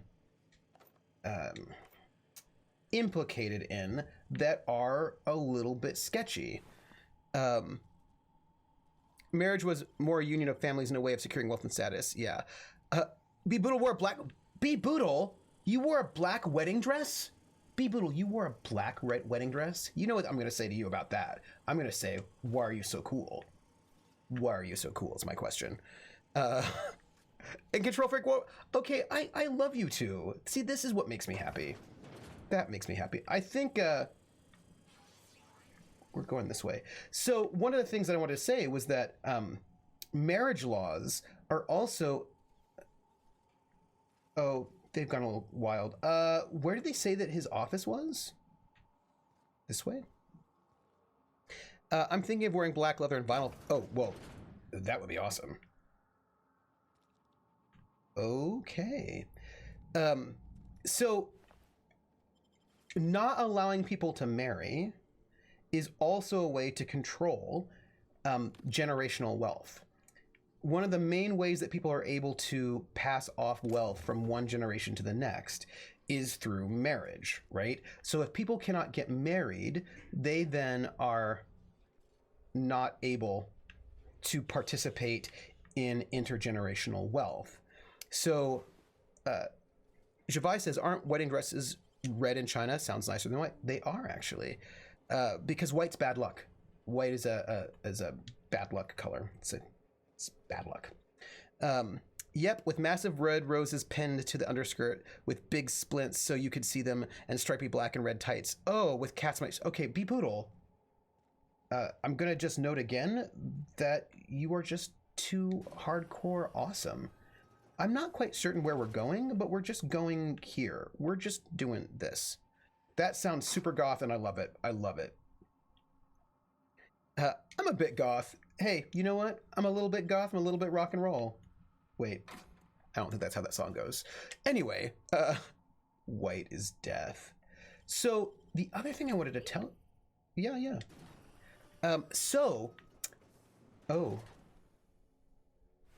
You're dead. Awkward. What is this book? I just picked up a book, everyone. Ghillie suit wedding dress would be sight to see with matching veil. Oh, a ghillie suit wedding dress would be so cool, Volus. I would actually... Nice. That would be cool. That would be really cool. Right, so, interesting, I don't know if you know this. One of the things, this is why interracial marriage was banned for so long. It wasn't just because people were racist, which they were, but they didn't want white wealth leaving white communities, right? So interracial marriages in the United States were made illegal so that you couldn't, that basically white wealth wouldn't go to non-white people. And that was one of the things that was going on with outlawing interracial relationships, in case you were interested in that. I don't know if I'll read it. We'll see. Being a bride was weird. Everyone was way more interested in my appearance than I was used to. Oh, that's kind of creepy. They were racist in specifically materialistic ways. Yep, that's exactly right. Can we skip white dressing stuff and have it be red for love instead, and to hide the blood from the occasional marriage violence massacre? Like, because, you know, sometimes we have a wedding massacre. Sometimes it's a ballroom blitz. I don't know. People are weird. People are weird. Yeah. Also, be Boodle and Control Freak. I love your gothiness. That's all. Containment cell control terminal. Please enter a command. Huh. It looks like I can't do anything with this just yet. But I can pick the lock. Wow, nice work. Hey, can I... What's in here? It's a containment cell. You know more than others. Onto relies on your discretion. Employer rights under the Biased Labor Standards Act. Wage determined by merit of your work. This is bad. I hate this system. Overtime may result in higher pay if the quality of said work is considered exemplary. Your employer has the right to dock your pay should you damage any facilities or equipment. It is your responsibility, not your employer's, to avoid workplace hazards. Halcyon Colony Department of Labor. This place is so bad. Krellin racist? Would bigoted be? No, I don't.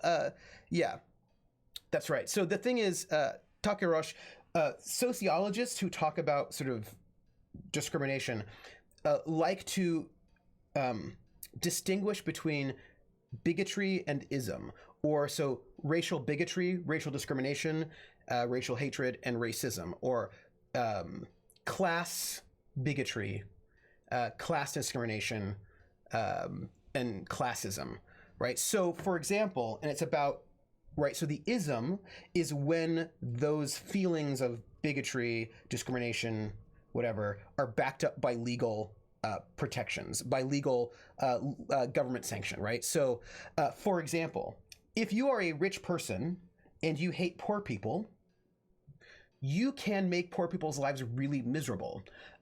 You can use your power to oppress them. If you are a poor person and you hate rich people, there's really nothing you can do to rich people. Like, your hatred of rich people doesn't really impact them at all because there's no support, right? there's no support of that. In the same way that if you were a white person and you hated black people in the 1950s South, you could just get them murdered, or you could just murder them, right? Like you could just murder black people if you lived in the South in the 1950s and nothing would happen to you. Like you would just say that they whistled at a woman, and then you would be able to lynch them, and like you would just not go to prison. So you would be legally able to just enact your prejudice, and there would be no negative impact for you. On the other hand, if you were a black person in the South in the 1950s and you didn't like white people, there wasn't really anything you could do about it. And if you tried to do something about it, you would be killed, right? So thinking about so wanting to make a distinction between bigotry that has sort of larger social impact and bigotry and government sanction and those that do not.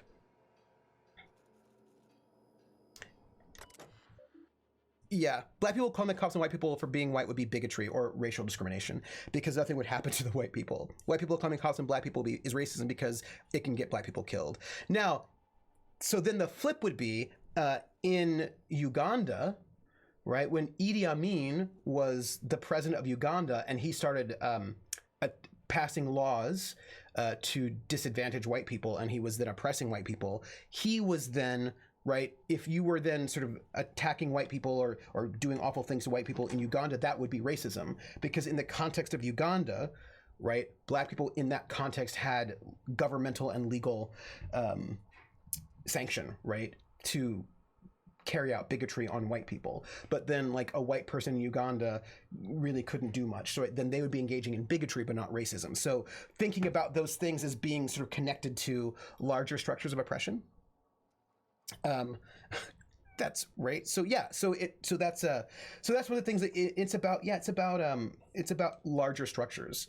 And so right, yeah, white people can experience racism in Japan, for instance. Exactly, right? So it kind of depends on where you're at. I kind of don't think poor people will be able to ever be able to be classist just by the nature of the hierarchy of, I mean, well, maybe. I don't know. I'd have to sort of think of an example. Right, and religious oppression differs in countries a lot. That's exactly right, right? So like, what is the country you're in? What might be sort of count as oppression in one religious oppression, one country might not be in another. And so then you have to sort of think about that too. So it's about like larger structures of oppression. And that's important because it really makes a difference, right? Whether or not some individual person's like being gross, whatever. Do you know what I mean? Like that's kind of their problem. But if their grossness has the power of law and social sanction, then all of a sudden it's different. I don't know. Yeah, maybe there was some anti-rich classism in the period of me. Yeah, Krellin, that or the Khmer Rouge, right? When the Khmer Rouge took over in Cambodia, that would probably be another example. But generally speaking, probably rarely does that happen, right? I imagine it's a rare situation. It probably happens only in, right, like right after the Bolshevik Revolution, Khmer Rouge's reign of terror, right? Probably like, I would imagine very few examples exist in the world of that one, but you know, could happen, right? Oh, bar government, that's a good one. French Revolution, that's a good one. Yeah. French Revolution. But it would have to be after the revolution happens, right? It can't be during it. I think it has to happen right afterwards. Yeah. Takarosh, Marxist Leninist sentence in Soviet Russia. Yeah, so I suppose it happens, but I think it's just not been the norm at all.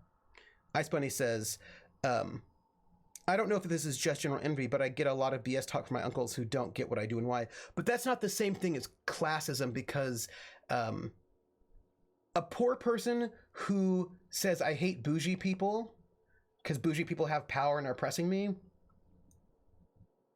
it's not the same, right? Because that poor person doesn't really have the power to, under capitalism, to oppress the person with more power than them, basically. basically. So they might be being jerks to you, and they might be bigots, right? They might be class-based bigots, but that's not the same thing then as classism, because, I mean, you think about that, like, there are, like, poor people who live in some, I don't know where they live.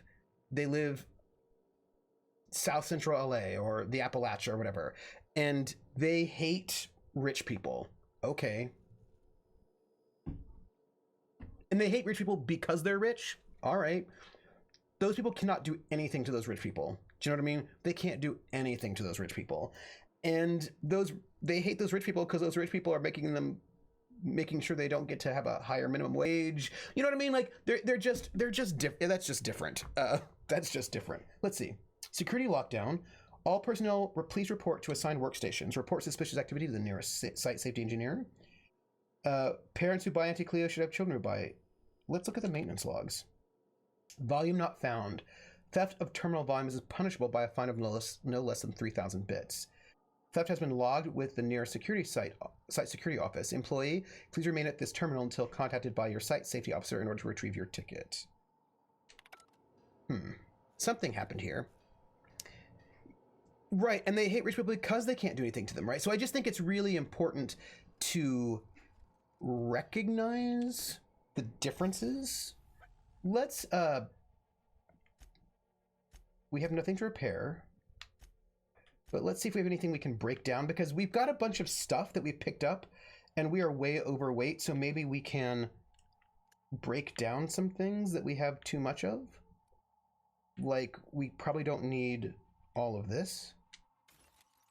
And we have a bunch of these amazing assault rifles. Well, these are cool. I like these assault rifles. I bet they're better than the ones I currently have.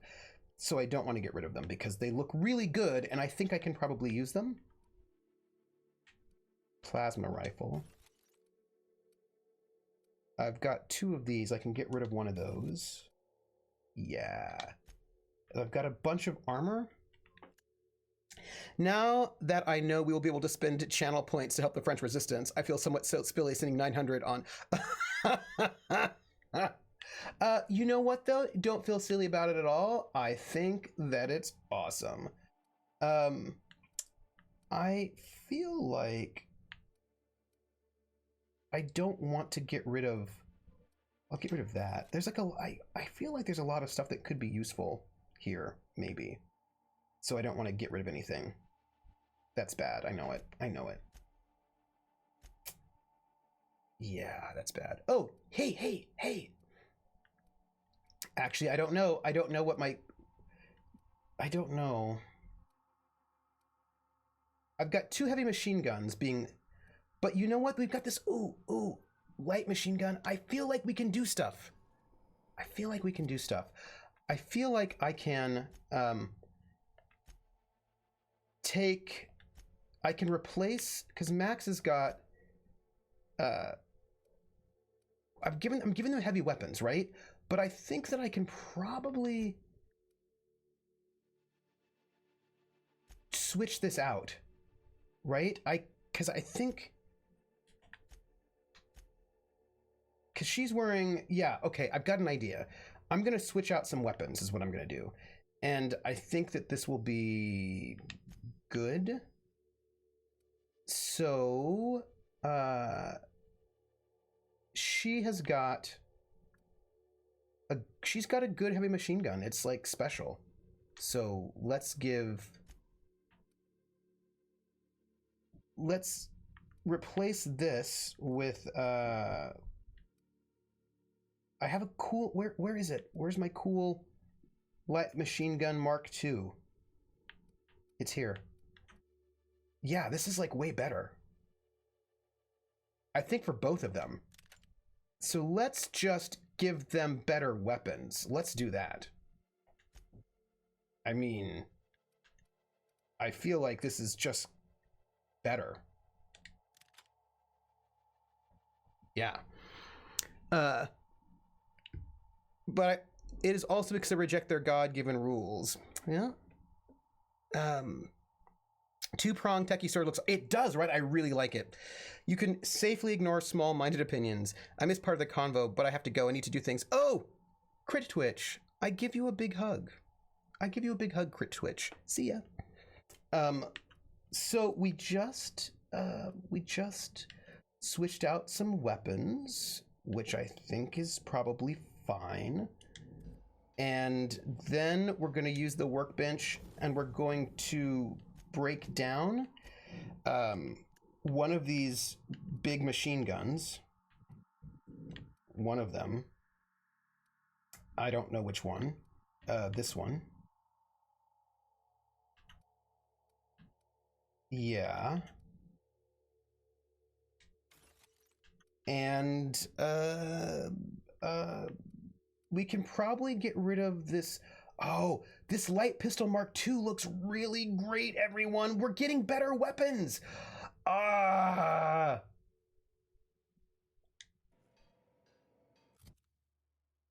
People, we're getting better weapons, and I'm kind of excited about this. Use the workbench and cry? Yeah, no, I just don't. I feel like I cannot break down anything right now because I need to. Hello. Hi, Parvati. I need to see what my other. I need to do weapons for everyone. Do you know, like, I need to go through all of my, what do you call it? All of my team members, and I need to go through all of my team members and make sure they have the best weaponry. I suspect it either heats atmospheric gases to plasma. So this one is clearly not. Do you know what I want to do? I really want to try this shrink ray and see what it does, because oh, it's so cute. It doesn't last long though. I'm gonna note. It doesn't last long. It's cool, but it doesn't last long. Oh, get some water. Water's great. I am a fan of water. By the way, I'm just running around murdering things. I don't even know what I'm doing. I don't even know what I'm doing. Plasma is interesting stuff. Hey, look at this. That's interesting. Oh, I can just go through the door. I don't even need to like, it's fine. Do you think we're going through the wrong, do you think we're going the wrong way? Well, he said, the thing is, Guy said that we had,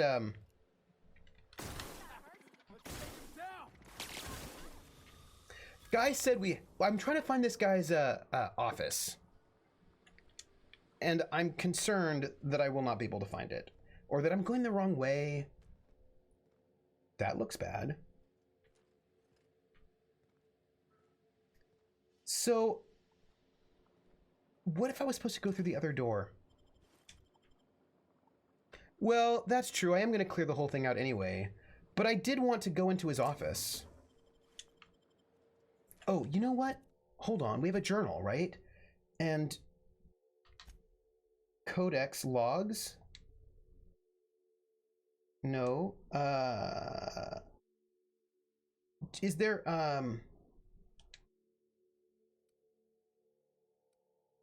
these are just a bunch of notes.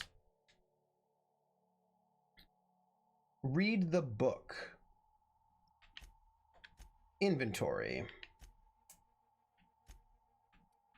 This is the book we found right here. Book. Broaden your horizons a little bit with a light reading. I don't think this is for us. I think it's for one of our, oh, quests. Oh. Quests. Doom that came to Roseway. Eliminate the outlaws, deal with the Raptidons, investigate the distress call. Anton's office is in Auntie Cleo's corporate, which lies at the end of the paved road.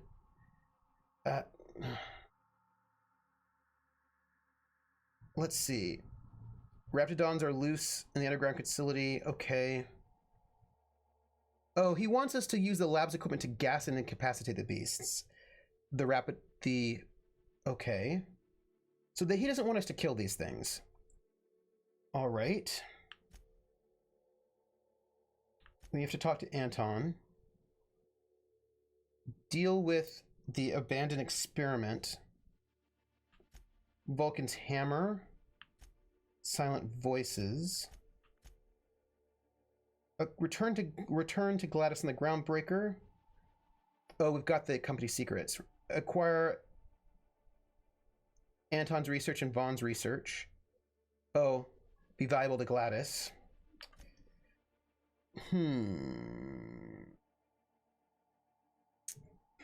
Yeah, okay. Well, the thing is, I can't remember the instructions he gave as to where his office is. And there were 2 doors. There was this door down here. He said to the left, right? Into the hallway?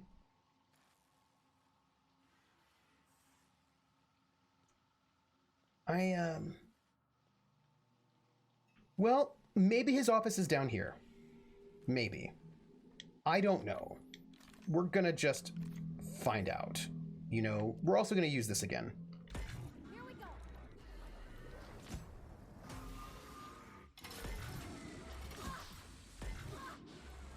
Hey friends, you should all kill him.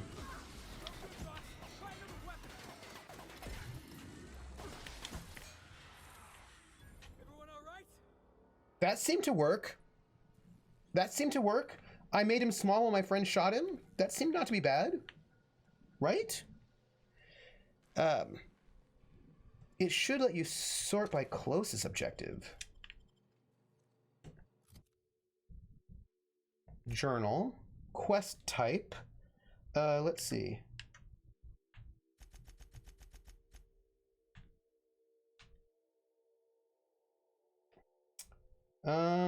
Change sorting. Location region. Newest. Alphabetical. Quest type. So we can do by region. So we know the things that are here in Roseway. So we have that at least.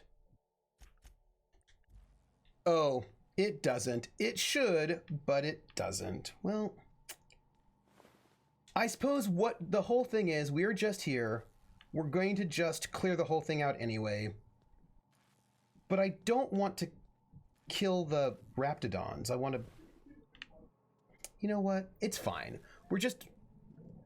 I'm still trying to figure out where this guy's... So awkward. Vending machine. Oh, it's an outlaw. Hey, outlaw, I have to tell you something. Oh, you know what I can do? I can shoot him in the head. That didn't kill him.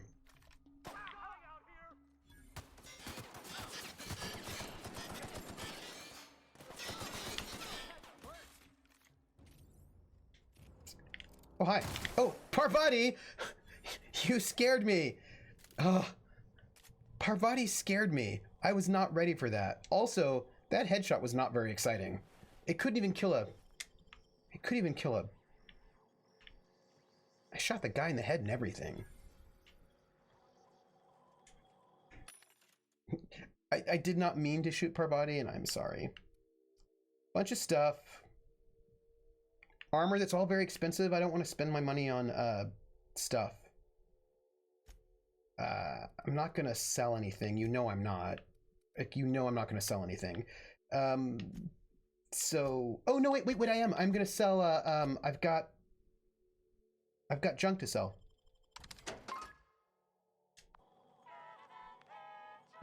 It is good that Parvati doesn't hold grudges. It's also good that friendly fire is turned off. That's very convenient. Because, you know, that would have been super awkward. Although, I wonder if there's a setting to turn on friendly fire. If there is, I don't know if I would actually turn it on. But, these, I just, oh. What are these raiders even doing here? Hey, I had a raider friend, right? What did she want from me? Oh, she wanted me to get her, what do you call it? Lighter. I can do that. I'll just, you ever like hoard things?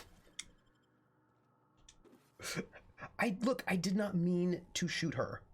That was not what I meant to do. There's a door here. We're going to come back to it after we finish cleaning out this break room of all their stuff.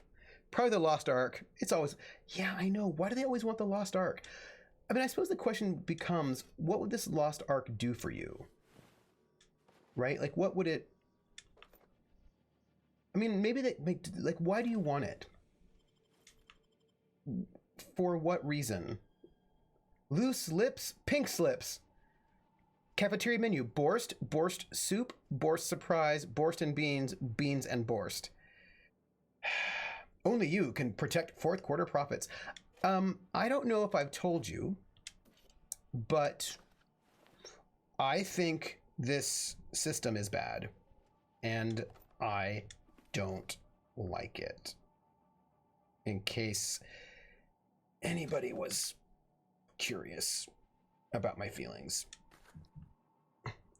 Heavy Russian vibe. It's like, but it's also a US World War II propaganda vibe too. Also like so like it's got that like bones and gears don't mix. Yeah, it also has got a, oh, I bet that beans and borscht is pretty tasty. Side note. Carlin says all propaganda looks the same. You're not wrong. You are not wrong. I'm picking up a lot of stuff. And also awkward. Bones and gears don't mix, they mash. They do the monster mash. I am concerned about the fact that I clearly need more. Do we, by the way, we were here. There's a door out there. I think we're going to go to this one first. I think we'll just see what's in here. I mean, I feel like that's the most. Oh, hey, it's Anton's office. Okay. We found some stuff. We're gonna loot it all. Clearly, I mean, have you met me? Oh, this safe has been... Uh-oh. Yeah, I feel like borscht is probably a bit tastier than salt tuna. The safe has been forcibly opened and its contents tossed about haphazardly. The remaining notes refer to various aborted projects. Anton's prized research is nowhere to be found. Scorch marks along the rim suggest the work of unsubtle thieves, outlaws most likely, made off with Anton's work. Of course, it's been ransacked already. Yeah. So we're going to have to recover this data. Hey, Ice Bunny. I'm back. To have or not have a sweet treat snack is the big question, or is it? If you want it, go have it. You know, you do your thing. No judgment. Cysty Pig is superior protein-like substitute.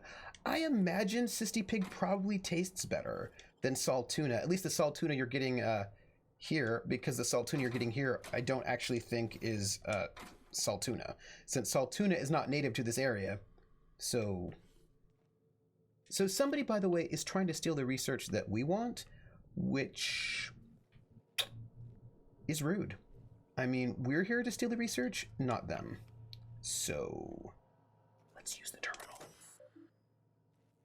terminal. Security, try, okay, yeah, messages. Oh, okay.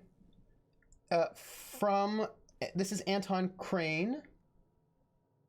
This is from G. Trammell, Project Winterblue Mount. The latest batch is showing great promise, Anton, and though I hesitate to tempt the fates, I might even dare say it's a smashing success. Incidents of cavities have dropped significantly in the test subjects using the toothpaste, with only minor side effects. Nothing too serious, mind you, just a touch of blindness. So if you could look into that, it would be much appreciated. Keep this up and you'll find yourself in Byzantium post-haste. I already had ice cream for tea. Oh, well then, no. Upon further review of our results, we're uncovering something quite fascinating. While the toothpaste does reduce cavities, it does so only nominally more than the current version. Our results were skewed by the fact that our test subjects had a marked decrease in appetite and hence were eating much less. That will teach us to monitor our subjects more closely, eh?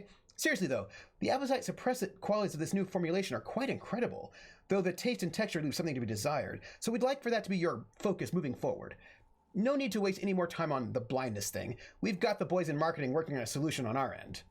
These people are the worst. Seriously, Anton, you really must let go the whole blindness thing. Your dedication to solving it is admirable, but also a bit misguided, I dare say.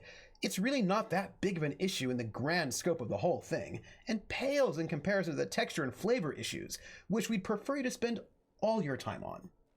You're also mistaken about our ultimate goals for the product. The appetite suppressant qualities make this something much more valuable in the townships than even in Byzantium.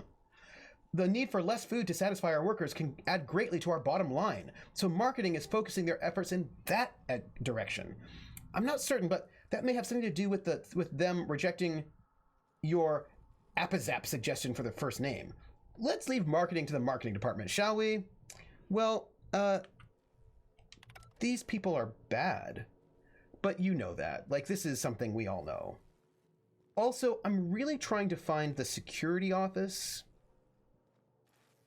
and I'm not having a good time with that. Let's look at our map. Okay. We have an objective here. That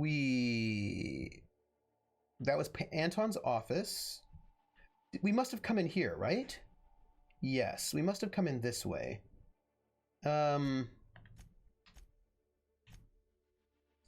So we come in through here, go down here, then come back up and around, check all this out. I mean, we're just going to go through the whole thing. I'm a little concerned about not getting the things we need, but we'll be fine. We'll be fine. Whoop, wrong button. I just have to be careful not to stuff my face with sweets to not... Yeah, so then don't. If that would be a triggering thing, don't do it. You've had a lovely sweet, and then you can have another one tomorrow. Raptidon meat. The name game. Come on, everybody. I said, now let's play a game. I bet you I can make a rhyme out of anybody's name. The first letter of the name, I treat it like it wasn't there. And then a B or an F or an M will appear. And then I say bow at a B, then I say the name, then banana, fana, info. And then I say the name again with an F very plain, then a fee, fi, and a mo. And then I say the name again with an M this time, and there isn't any name that I can't rhyme. Be right. Oh, sorry, no, wait. But if the first two letters are ever the same, I drop them both and say the name like Bob. Bob, drop the B's, Bo, or Fred. Fred, drop the F's, fo, red, or Mary. Mary, drop the M's, mo, airy. That's the only rule that is contrary. Be right, be right, be right, bo, e right, banana, fana, fo, fee right, fee, fi, mo, me right. Be right. Thank you so much. 11th month resub. You're old. You're old. Love it. What? Who? What? So I'm getting a phone call from New York, and I don't know who it is, and so I'm not going to answer it. If it matters, they will leave a message. Also, I'm hanging out with the... What is this? Pick up sedative gas canister. Yes. A label on the canister states, Auntie Cleo's Raptigon is guaranteed to render even the largest Raptidon unconscious for no less than 6 hours, and has a refreshing antiseptic scent. Should a method for gas dispersal be found, this canister may prove very useful. So I need a gas dispersal method, is what I need. I feel like we're being very, I feel like we're doing really well. You know, like I feel like we are perhaps have got too much stuff that we're carrying, but like when has that been a problem? You know, I'm just saying that it's you know, I'm just noting that a little bit of extra is probably not the worst ever. I realize that I am seriously overburdened in my carrying capacity, but give him a second dive. Jer, how are you? And what are you up to? How are you doing? What's new? Look, there's an office here that I'm looking for, and I don't have it. But I think everybody's dead. Guns slaughtered. Should I worry about you, Felix? Should I? Ooh. Well, we're gonna just pick up really heavy things, and then we'll break it down later, and it'll be fine. I mean, I feel like in for a penny, in for a pound, right? If you're gonna be over encumbered, then let's just really be over encumbered for real. Let's just embrace that aspect of our lives. Oh, I think we've got a more sedative canisters, which is good. Also some bit cartridges, but look at this. A special hammer. Let's just take that. Oh, you slept in, which is both good and bad. But if you slept in, you probably need the sleep. So, you know, you probably need the sleep.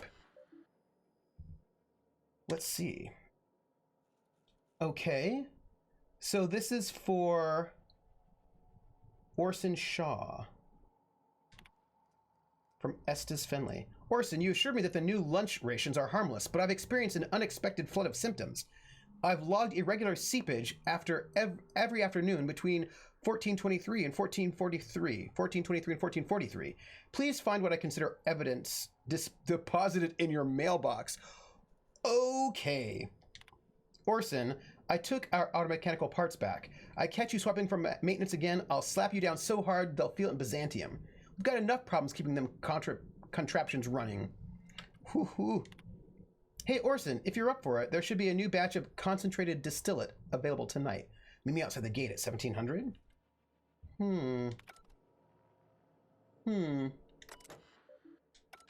Well, we have yet to find this one guy's office, but we are on our way. I'm feeling like, I know by the way, we have been having lovely chats the whole dang time. Either need the sleep or my serotonin production. Oh, yes, that is also a possibility. Also a possibility. Hey, you! Over here! Oh, hi. All right, let me talk to you without a gun up. What's up? Hi, Cassandra O'Malley. How are you? Oh, good. You're not shooting at me. No? That's a start. It's been a bit of a day, so I'll get to the point. Yes, I have Crane's research. No, I'm not giving it back. Sorry to disappoint you. I'm not lie. I've never met anyone named Crane. I suppose it does not matter. Either Crane sent you, or you are some scavenger come to rob me in my moment of weakness. Let's make a deal. I'd like to go on living. You'd probably like to make some money. Help me get out of here, and I will pay you for your trouble.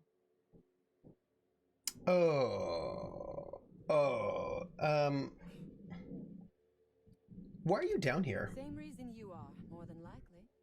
I imagine we picked up the same tip. Hmm. Secret research facility, abandoned town, Mm-hmm. minimal security. Mm-hmm. I'm gonna say I'm tracking a distress call. That's what I'm gonna say.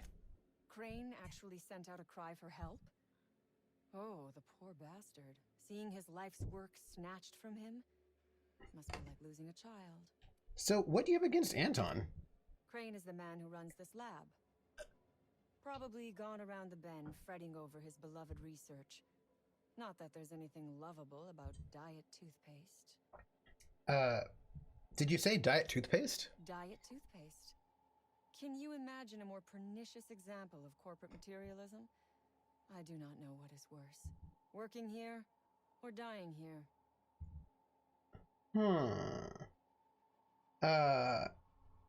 So you went through all this trouble to steal a formula for diet toothpaste? What matters is that I have been lied to. I was led to believe this was a high-priority corporate facility hiding valuable research. This job was not supposed to end with me stuck in some wretched lab smelling like rats. So I would be very much obliged if you gave me a break. Yeah, what's in it for me? You mean other than the satisfaction of doing me a good turn? Trust me, I'll make it worth your while. I don't know. My while's worth a lot. I am good for my word. You will be equitably rewarded on my honor.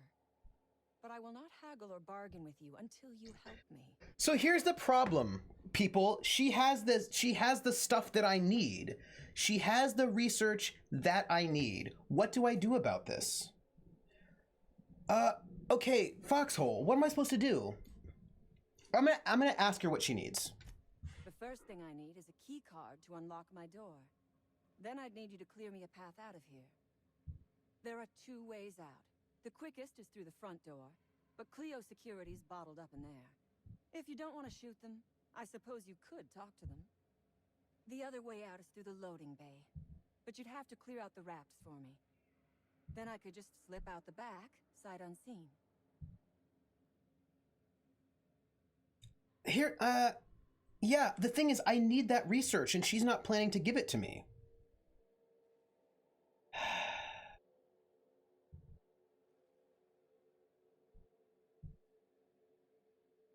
Do I just do a violence? I feel uncomfortable just shooting her. I'm gonna say forget it, I'm not helping you. Think it over. I'm not going anywhere. Which is, I suppose, rather the point. All right, we're gonna wander around some. I don't like our situation. Yeah, what do we do about this, everybody? This is a bit of a awkward wave. Yeah, it's an awkward wave. What do we do about this? I don't really know. She has the research and she's not planning on giving it to me, but I need it.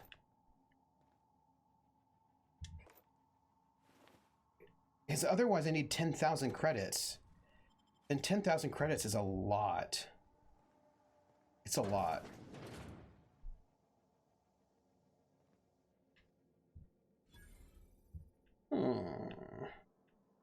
Hey, it's another lab. We're going to try to put off this decision. I'd say this, boss, but even a Raptidon deserves better. We're talking about all that over there?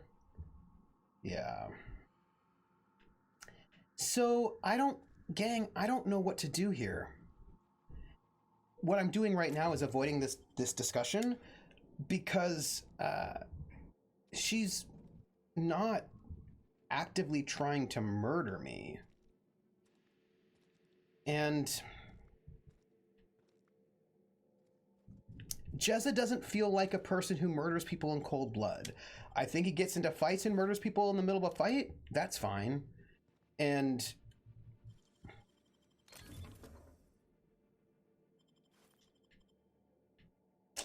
yeah, I don't know what to do here. There's a thing I need, which is the research, and she has it, and she doesn't plan on giving it to me. But, oh, hey, you know what, though? So here's the problem. If I don't get the research, then I'm going to have to get 10,000 credits maybe to afford this passkey so that I can then continue on. You know what, though? Maybe she'll give me a lot of money. Maybe she'll give me a lot of money, and then maybe I can make up enough money to afford this thing without having, because I just don't think my character would murder her in cold blood. I just don't think he would. That does not feel to me like a thing that he would do. So, what is this? Vortex mace. Ooh. Trooper, once again, you're going to need 10,000 anyway. She isn't offering you the key for this research. She's offering you to pay. Yeah, so like maybe if I don't kill her, she'll give me money and I will be able to.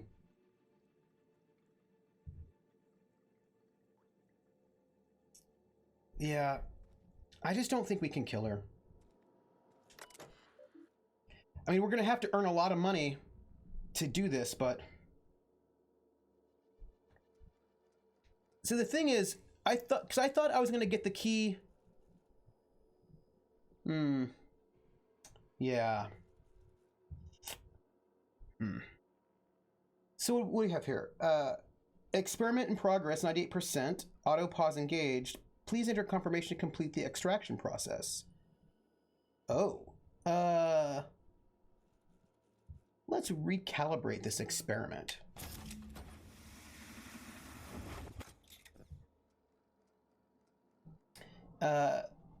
Okay, let's view the experiment log. Vaughn Cortez, entry. So far, the musk extraction is coming along nicely. Pressure levels seem to be staying even, and variance in the sample seems to be at an acceptable tolerance. I thought these wraps smelled bad on the outside. Now that they're cut open, everyone is likely to avoid my lab for the rest of the day while I finish this up. Wait a sec. There's some kind of commotion going on out in the hall. An alarm just started going off. Must be another damn security system check. Let me go see what's going on. End of log.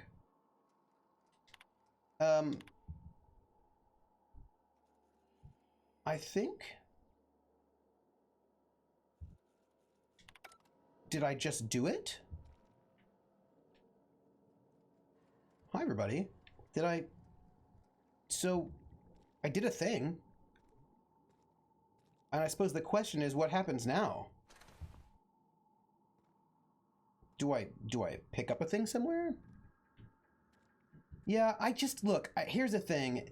Jezza's like, damn the man and all that business and all of that, but he's just not a go murder people kind of a person. Like, that's, like, a person who's not, murder someone who's not trying to murder you, that feels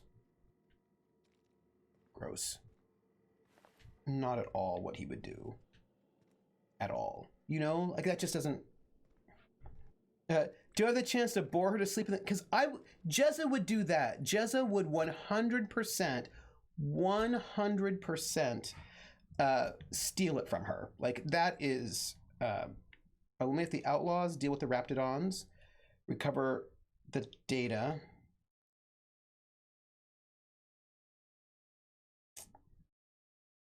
Okay, well, I'm gonna have to find Chief Porter's lab. Speak with Vaughn. That's taken care of. Head back to Vaughn and let him know the experiment's been dealt with. The equipment wasn't calibrated properly. You adjusted it before completing the experiment, resulting in twice as much Raptidon musk. Fair. And I've got to talk to Anton, and I've got to retrieve these cigarettes, so that's fine. Let's do...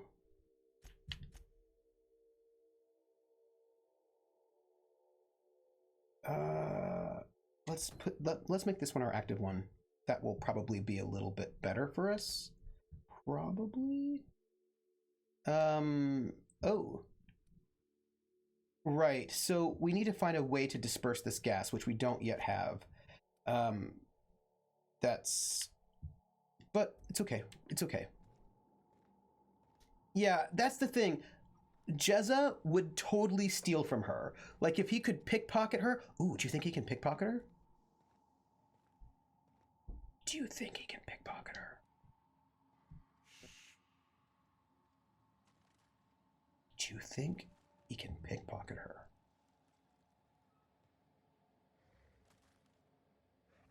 I cannot pickpocket you because you're just up in my face. So, no. Dang it. Well, yeah, he would steal from her, but he wouldn't just murder her. Some of the dialogues for these quests will mean you give the thing back to the scientist rather than selling it on Groundbreaker. Oh, really? Okay. I'm gonna have to be careful about that. People, I just feel very conflicted. What was that? What was that? Nothing? Look out! Here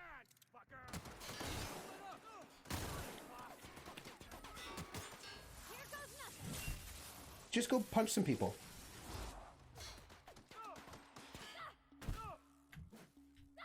You okay, Captain? Yeah, I'm good. I'm good. Thank you. So I suppose we're gonna have to be very careful. Oh, were you over there? Hey, Felix. Yeah, Also, by the way, we haven't yet found a Raptidon dispersal method, and yeah, I'm going to, by the way, we're not going to go this way yet. This feels like more of a thing. We're going to go in here.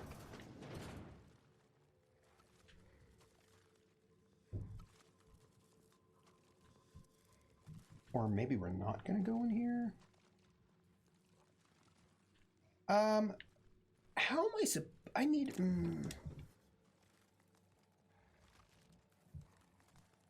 Yeah.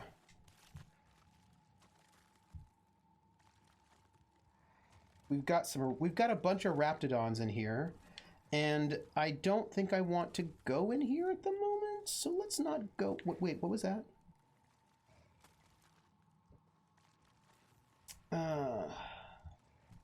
Okay, well, people, I'm very torn about my life right now. I want you to know it.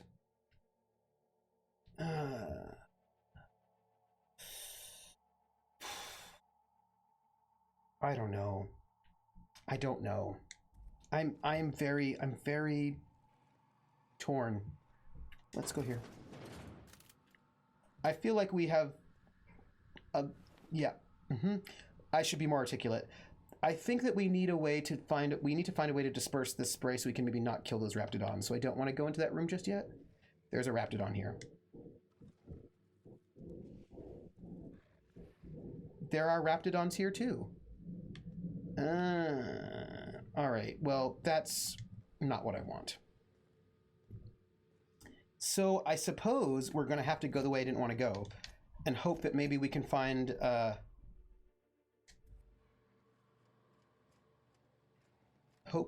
way to solve this Raptidon problem from here. I think that's all we can do. We go the way. Yeah, I don't know, people. I'm still thinking about this woman, Cassandra O'Malley. I'm still thinking about her, and I'm thinking about how I think I'm just gonna have to help her. I think that's just all I'm gonna have to do. Oh, this must be where the mama Raptidon is, right? Yes. You know what I think maybe I should do? I should talk to my friends. Maybe they have thoughts on this. Yeah, huh? No, we'll talk later. You don't have any thoughts on this at all, do you? You're not going to help me out with this? Yeah, boss? Yeah, no, never mind. Well, fine. I'm going to use this terminal. What do we have here? Hans, I have good news and I have bad news. So bad news is that we've got a sprat problem. Thanks to the little monsters chewing on our wires, our ventilation systems is temporarily offline. If your Raptidons are cranky, you'll need to sedate them manually.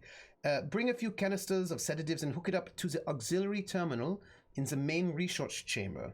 The good news is that my Hephaestus hammers clobbered your precious Rizzo's Rangers. Would you care for some Anticleo's tropical pasta sauce with your humble pie? Rohan. Nice. Hans, please explain the unmitigated disaster I'm currently holding in my hand. I have here a form approving the relocation of our Raptidon mother to the main hall, a form signed by you. First of all, the structural integrity of our Raptidon tanks is not nearly sufficient to contain an enraged Raptidon mother. Secondly, Raptidons are notoriously territorial and extremely protective of their young. Please stop me if I'm using too many numbers for you. I know you have a problem with basic arithmetic, seeing how you don't seem to realize that Raptidon mother plus Raptidon tank equals murder. Respectfully yours, Gale. Well, okay. So that seems bad. I suppose we're gonna go in here.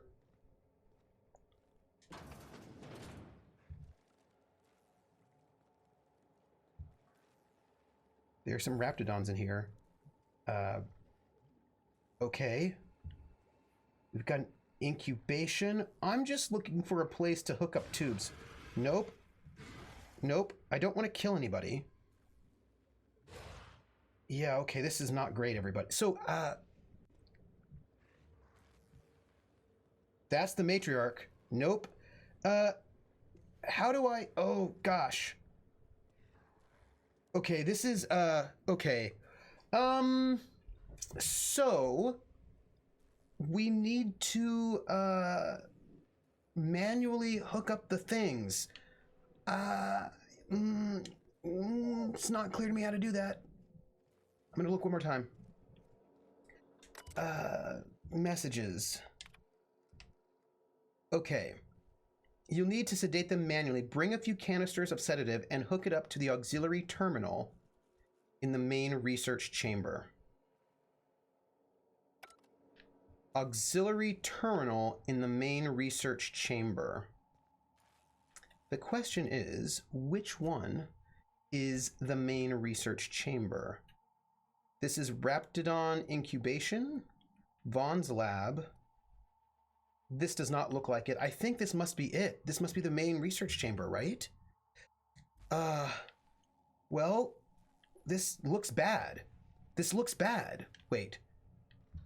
Let's, look to see if we can find a computer terminal in here.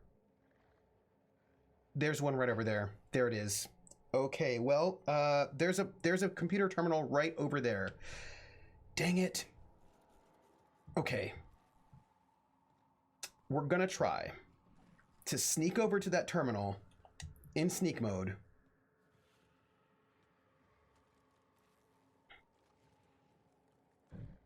This is not great. Okay. Everybody, we're gonna be really quiet. I don't... Oh, gosh. Oh, gosh. Oh, and that thing climbs up the stairs? That's bad. We're gonna be really quiet. Just really quiet. We just need that one over there to move. Why am I even doing this? Because I don't want to murder these Raptidons. I mean, I will if I have to. But I mean, I'd rather not. Alright, is that spitter gonna just go away? Is it coming back? Everyone... Look at that. Those idiots got themselves a mama Raptidon. Can you sneak and use any of your time power? Oh, that's a good question. You're like, but let's, I think I'm here. I think I'm here. I should probably also not be looting right now. Okay, here we go. Use terminal. Messages. Messages. Okay. I've got good news and bad news. The bad news, yeah, got it right. Yeah, right. Yeah, okay, got that. Return to route. These are just messages. That is not helping me. Gas distribution canisters. Oh, who are you? You're the spitter. All right. That was fun. Quest updated. Doom that came to Roseway. What happened? I think we're in trouble, right? We're in trouble. We're in trouble. Oh, okay. We've killed one of these 12 Raptidons. Okay, I've got this. The chamber cannons must be installed near the ventilation system in the Raptidon incubation chamber. Okay, so we don't want to kill anymore. We need to find the ventilation system. Oh, gosh. I think it is. Yeah, okay. No, back up, back up, back up, back up, back up, back up, back up. No, no, don't find us. Don't find us. We're not here. Don't pay attention to us. Don't look at us. Don't look at us. Don't look at us.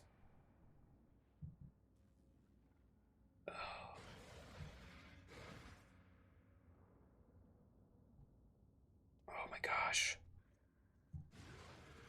Okay, we're gonna sneak over here. Into the corner. Into the corner. Everyone. Into the corner. Why? Why? Why is this my life? Right? Why is this my life? We're gonna just sneak over here. Real quiet like. Really quiet. We've killed one Raptidon because it was up in our face, but we can be forgiven for one. And here's the thing, if you don't look at them, then they can't see you. There's another one right over there. Oh, that's bad. We need that one to go away. Okay. Oh. Nope. Nope. Nope. Okay. If we stay behind these tanks, they can't see us. There's a Raptidon over there, and I want it to leave. Will it just go? Will it leave? Ay, ay, ay. Hello, Mama Raptidon. I wish this Raptidon over here would go away, would go down the stairwell. You know what I think? I think we have to go to the other side of this thing. I think we have to travel all the way on the other side. This is really bad. Yeah. I don't think this Raptidon over there is going to climb down the stairs. It's not. We have to go all the way around. This is very nerve-wracking. This is very nerve-wracking. So here's the thing. Here's how you stealth. In case you want to know. You don't look at them and then they can't see you. As long as you are creeping and crawling and you don't look at them, then they can't see you and your sneak will be successful. That is what I've learned playing video games in this game.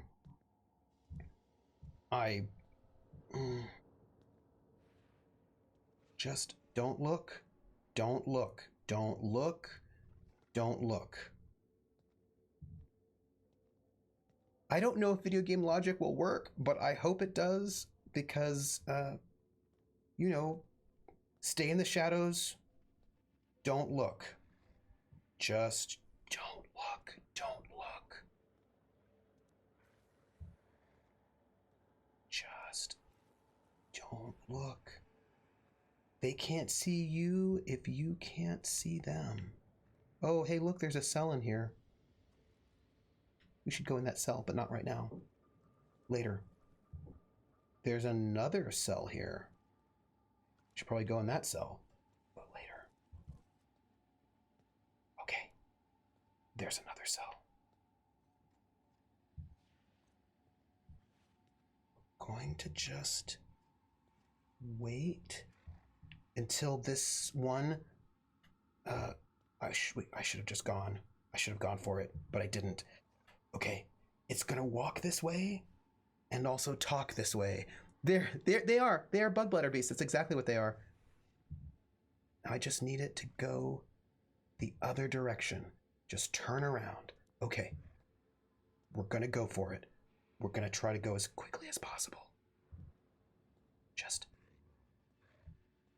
oh gosh, oh gosh, oh gosh, oh gosh.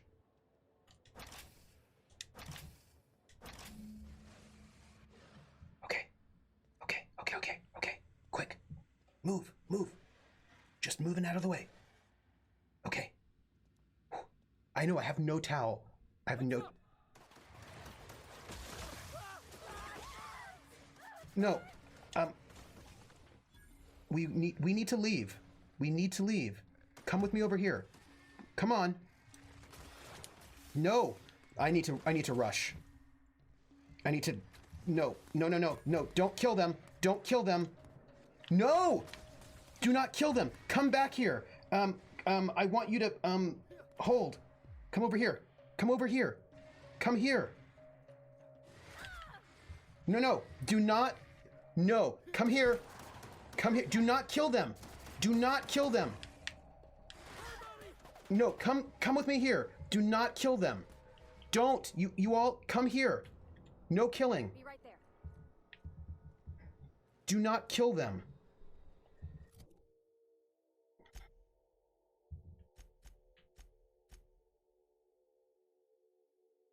Okay. I just don't know if they were trying to, like, I don't know if they were, because there's a mother in there. There's a mother in there. And I don't want them to kill the mother. Like, we don't need to just go run around shooting things. Okay, so the mother's still alive. Okay.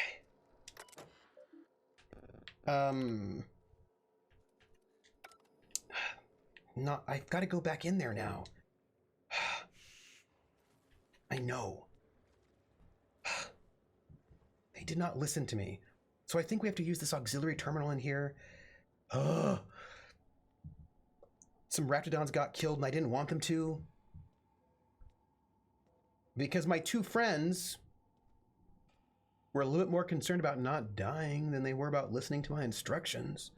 Inappropriate. Okay. But I think we've got it. Right here. Ventilate gas. Ventilation activated. Please inform any employees currently in the chamber that Auntie Cleo's accidental death and dismemberment policy does not cover gas-induced brain damage.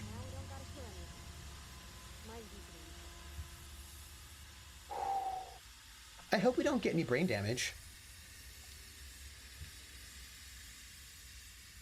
Okay. Okay. So it looks like, hey, pick up a danger sign. I will. I feel good about that. We snuck around a little bit. We have not murdered anyone. Everybody's unmurdered. I was a little worried. You know, I was concerned. I had some worries. And now we get to loot the bodies, which I am now and have always been a huge proponent of looting the bodies. I mean, how can you not be? Although I don't know if we have much loot in here. Oh, I mean, there are a couple of dead scientists, so... Oh, an outlaw, whatever. Doesn't have anything useful. These outlaws are not fun looting. They're not fun to loot. So here's the thing, y'all. It's about 3 o'clock, which means we should start heading towards wrapping up because I have got a lot of work to do today that I need to do. Like I have to finish the player Bible and I have to work on my syllabus and I've got to do some audio recordings and cook and eat food. You know how it is when you've got a bunch of stuff to do. So I am going to do that.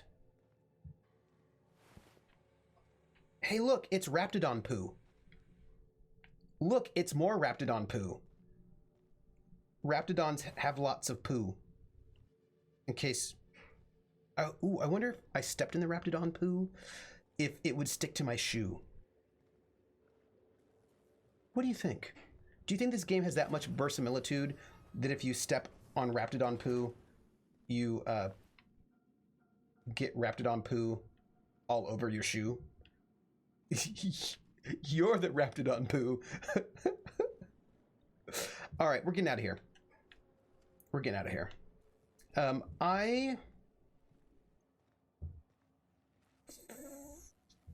One, two, Raptidon poo. 3, 4, shut the door.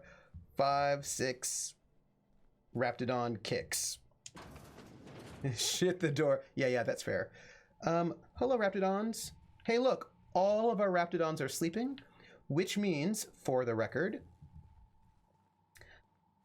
I'm going to just, we started like 25, so 25 late, so I can do a little bit later, not too much, but I want to loot all of the things. I think we can maybe actually, Inferno Scythe, that seems exciting.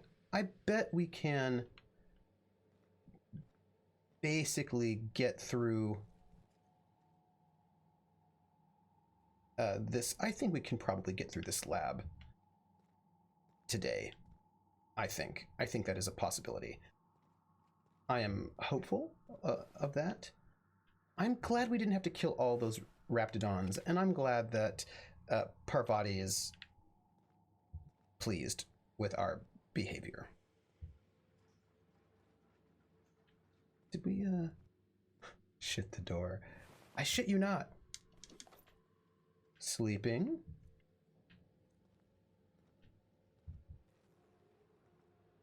You know, the sound design is very good in this game. I hear like strange little, oh, it's her. Uh-huh.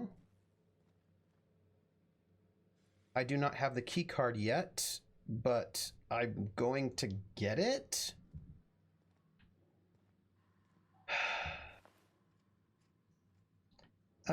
These people don't, this person does not have legs. I just want you to know it, in case you were wondering, hey, does that person have legs? The answer is no. This person is also missing an arm. I feel like this is a bad workplace environment. Also, I'm really curious as to where our security guy's office is, because we have looked and we have not found it.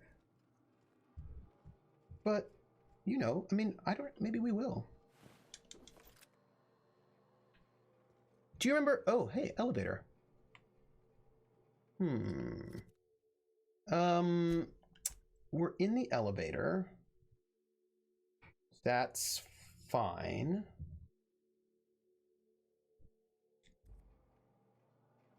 I would be interested in taking this elevator, but I'm not going to because that feels too much. Too much.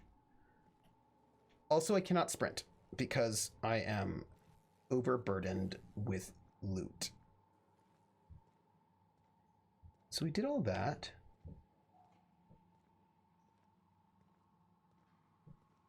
I think we don't have... I don't know. I don't know what you think. I think that there's that one other place we haven't really looked at. Oh, that elevator goes up there, which I assume is the way we enter and exit. We will do it. I don't know. I don't know. We're going up here. It's fine. Oh, these Raptidons, by the way, are not asleep and will probably have to be murdered.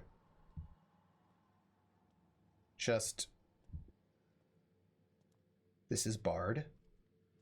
Oh no. They're asleep. It's fine. It's fine. We don't have to murder them. I'm glad I don't have to murder any of them. That makes me feel happy. Because sometimes you just don't want to murder people, you know? Sometimes you want to let these Raptidons have a little bit of a sleep. Right, okay, so I think this is our way.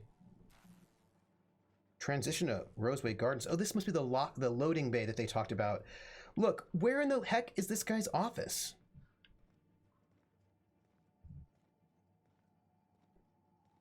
So I have cleared the way for her. I mean, that's true. But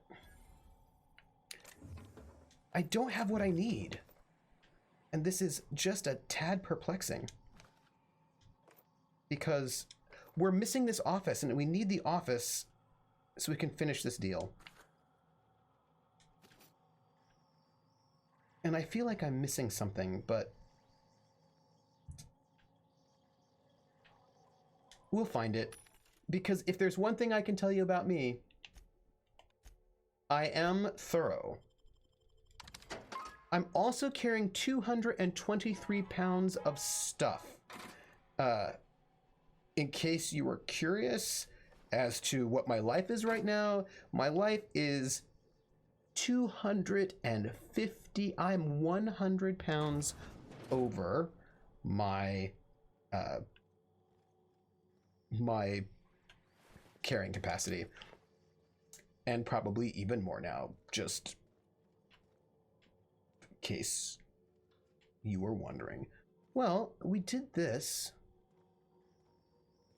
I think the location of the key card for the door for her was one of the handful of things I looked up. Oh, so here's what I'm thinking. I think we have currently been basically almost everywhere, except we have not gone through that elevator. So I think we go to the elevator and we see where that takes us. And that should... Right? I mean, I feel like we go up this elevator because the guy gave me instructions how to get to his office, and I was clearly not paying enough attention. I mean, I was clearly a bad person for not. And this door is barred, so we can't get in there. But yeah, I think there's a... We're gonna go up the... Oh, what? The name game. Come on, everybody. I said, now let's play a game. I bet you I can make a rhyme out of anybody's name. The first letter of the name, I treat it like it wasn't there. And then a B or an F or an M will appear. And then I say Bo at a B, then I say the name, then banana, fanner, and foe. Say the name again with an F, very plain, then a fee, fi, and a mo. And then I say the name again with an M this time, and there isn't any name that I can't rhyme. Devil crayon, devil crayon, bo, bevel crayon, banana, fanner, fo, fevel crayon, fee, fi, mo, mevel crayon. Devil crayon. Devil crayon, 11 months. Thank you so much. It is very much appreciated. And how are you doing? How are you doing? Hello. Oh, it's a lot of scratch marks. It's a lot of scratch marks, everybody. We're going to go here. We're going to use this elevator, and we're going to see where it takes us. That's it. That's it. Because maybe it will take us... Oh, hey, one moment. Everybody back up. There's a mine here. I'm doing okay. Kind of tired from gym class, not the happy... Oh, you know what's great? Gym. Doing a good... I have not worked out recently, and I'm not actually allowed... I just got a cortisone shot in my wrist because I've got this wrist problem, and they gave me a cortisone injection shot. Hello. So we went all the way around. The question now is, where is your office? So, you got a plan to pry these assholes out of my lab? I'm working on it. Yeah, no, the wrist is still bugging me. They say it'll take like a year. Damnation. The outlaws got to it. Bet their leader plans to sell or ransom it. We'll have to pry it out of her. Maybe she'll negotiate. So far, all her parlay's been done with bullets. To speak plain, my ire's up. I'd as soon put them all down. I will... Oh. So... Well, I'll head down there now. Look, what I really need to do is figure out where his office is. He told us where the office was, but I feel like I forgot. He said it was going through on the left, down the hall and to the left, right? Which, to speak plain, my eye's up. You know, but this is another one of those, like, this is a very much one of those Wild West games. It is 100% that. So, his office, I've been around the world and I can't find his office. I don't know why. This is Anton's office, which is not his office because he's Porter. That's Vaughn's lab. The Raptidon incubation.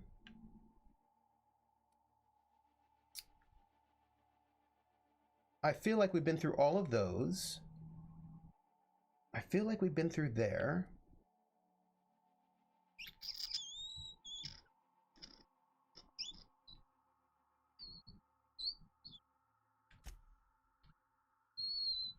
So let's see.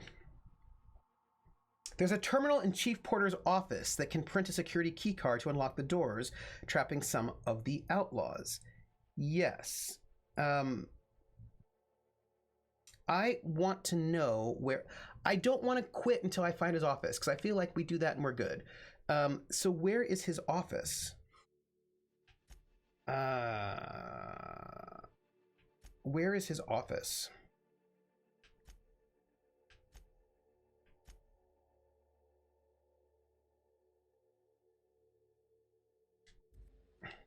Okay, we're going to be a little. We're gonna just. I'm a slow walker. I'm a slow walker. We all know that I'm a slow walker because I'm covered in gear, but we're gonna do just a little. Right, just a little. Take that ammo. All right. So here is the place. We walk in here. Let's go the opposite direction. Because looting, right? So this is an office. I don't think this is the way, but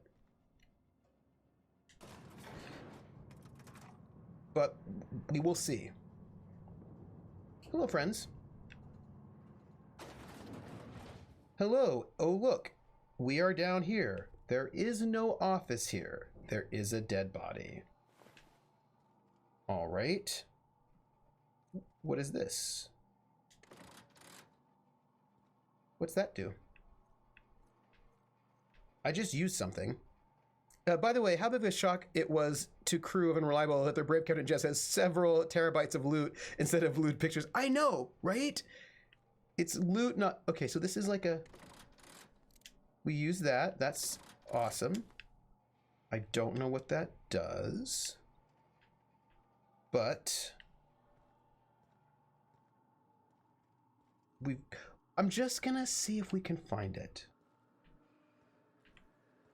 All right. There does not seem to be. Right. Atomica! Hey, Atomica, we are looking for one last thing. There is one thing that we need. One lone thing. And that is we need to find this guy's office. And if we can find his office, we can make a fake key card. And with the fake key card, we can get this woman out of here. And if we can get her out of here, she will probably give us money. Hey, how you doing, Captain O'Malley? Should I talk to you? You are asking yourself if I can be trusted. I do not blame you. I am asking myself Ooh, the same question. Congratulations on your stream. I've given it some thought. I'll help you. Outstanding. I knew you would come around.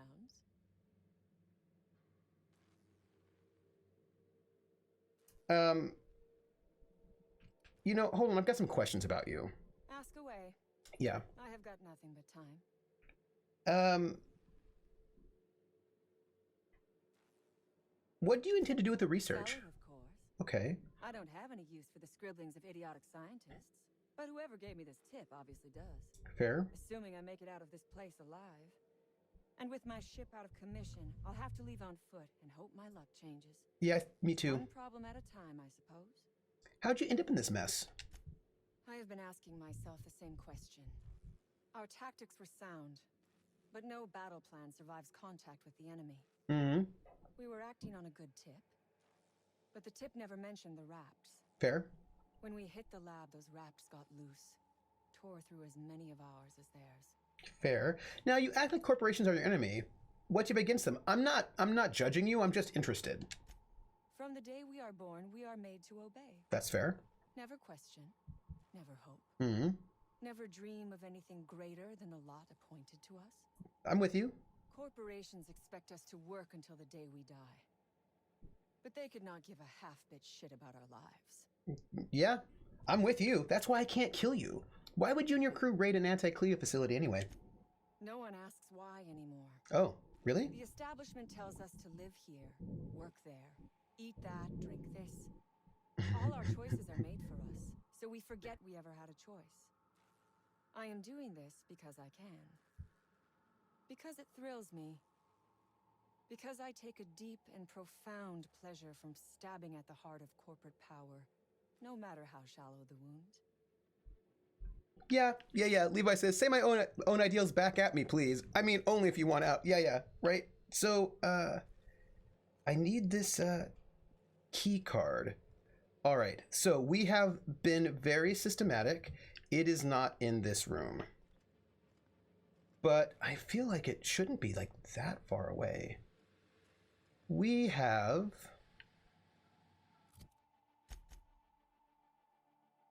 So... Where did we come from? Where did we come from? Where did we go? Where did we come from, Cotton Eye Joe? Yeah. Anton's office. I think we just missed a door, right? I think that's it. I think we just missed a door. And we will get there. But it is not down here anywhere, right? That is 100% the case. I remember looking it up, not where it was. Oh, so this should get us back out. There's a door here that is barred. It's one of those, yeah, I think that it is somewhere probably really obvious, but this is the we've been in here. This is the loading dock where we're going to escape from.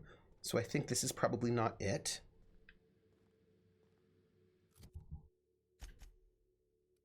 I wish I could get in that doorway, but I cannot. It's fine. Yeah, I just think it's gonna, I see a part in the map where I feel like it could be, but before I do, I do not think that his security office is in that lab. That doesn't make any sense at all. And we've been to all the spots in that lab, so it cannot be there. And so that's a no-go. Here we are in this spot, talking to our friend. This here is the main lab, and I do not believe there are any more doors in here. Does not look like it. So then we're going to head back out here. I just think it's going to be somewhere really obvious.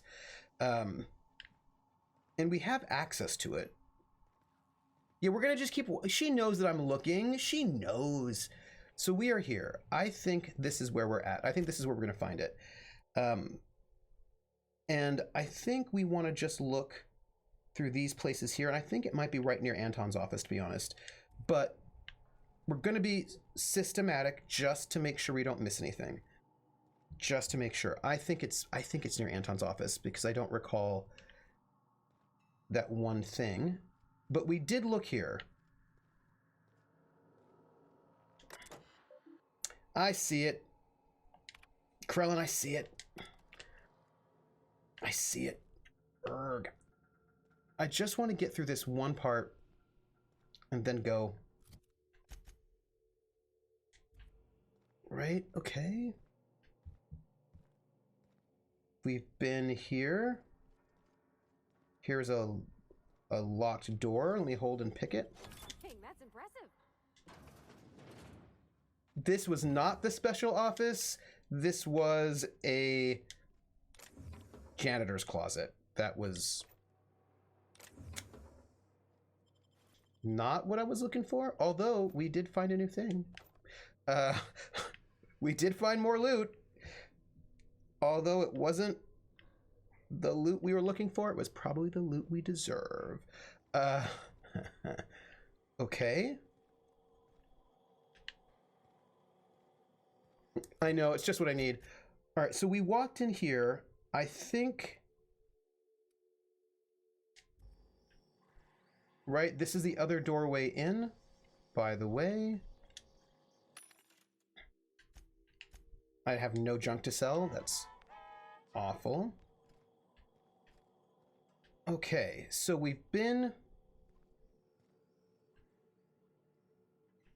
in this cabinet. I think it's out here. This is the only thing that really makes sense to me, but we will check. Because this is also the way we walked in, so that feels like it to me. Here.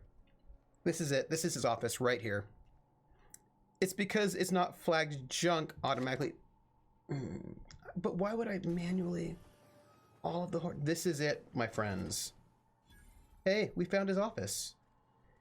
He asked us not to mess anything up. So, let's not. But let's steal everything. Because this is how you get back at the man. And we, like, friends, we're here. We are going to be ending our stream real soon because we found all the stuff. I just, ooh.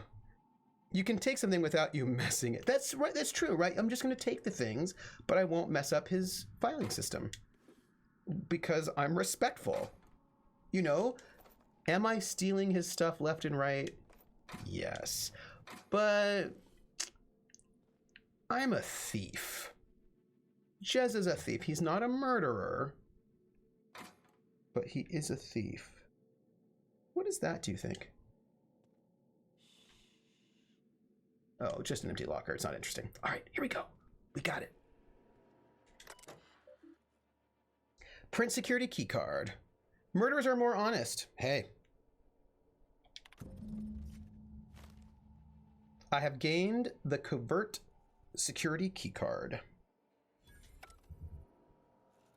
And, although I suppose some murderers are not honest because they have to lie in order to sneak you away to murder you.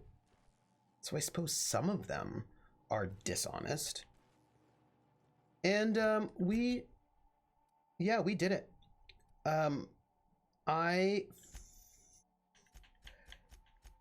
So release Cassandra. Yeah, we can do that. We're not going to eliminate the outlaws. We've got to speak with people. Okay. So we're walking a little slow because I think you know. I think you know why. But we can finish this up. We can go right down here and we can free her. I'm carrying 18,000 pounds of gear, but it's cool. We're gonna do that. We're gonna free her, walk out of this place, and then finish up our stream. And then I'm gonna tell you about next week, which I am excited for. Once I get back to my ship, I'm going to go and swap out. I'm going to upgrade all my people's weapons. I mean, I'm just waiting till I get back to the ship. I get back to the ship, I give everybody the new Mark II weapons that I found so that all of my people have better weapons than they currently have. And then all the stuff that is not that stuff, I will get rid of. I mean, I'm going to, maybe not all of it, but most of it. I'm going to get rid of most of the stuff. Hey, Hey, Cassandra O'Malley. I've never been so pleased at the sight of an open door. Please tell me you've cleared a way out of here. Yeah, I've unlocked your cell and put down the rafts. So you have. Mm-hmm. I am much obliged. And? And now, if you do not mind, I have had quite enough of this wretched place. I didn't save your life for free. Good. I never trust a freelancer who works for free. I'm gonna persuade. Come on, Cassandra. Throw in a little something for the orphans? Orphans? Is that what you are calling yourself now? It's only 1,250. Here. Let it never be said that I do not reward good work. Well...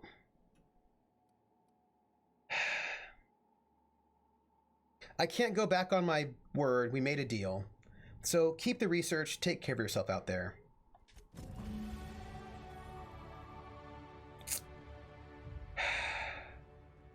I did it. I released her. Well...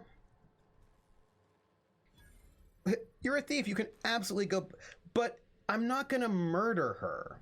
You know what I mean? And she also wants to damn the man, so...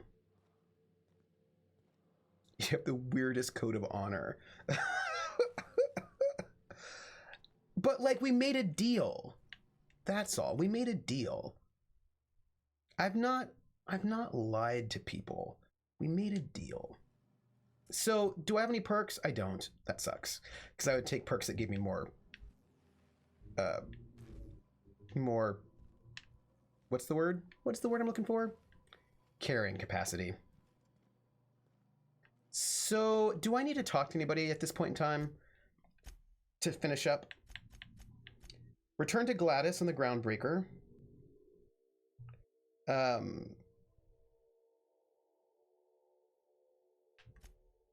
Speak to Vaughn. Return to Orson. Talk to Anton. Actually, I don't think I need to deal with any more of these people, yeah? I do not think that I do. I think I can...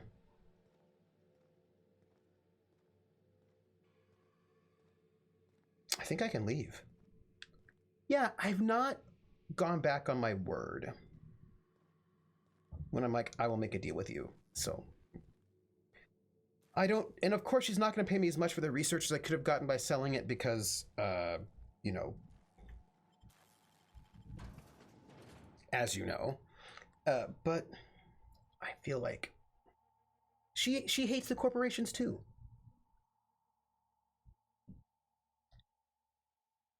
That's all.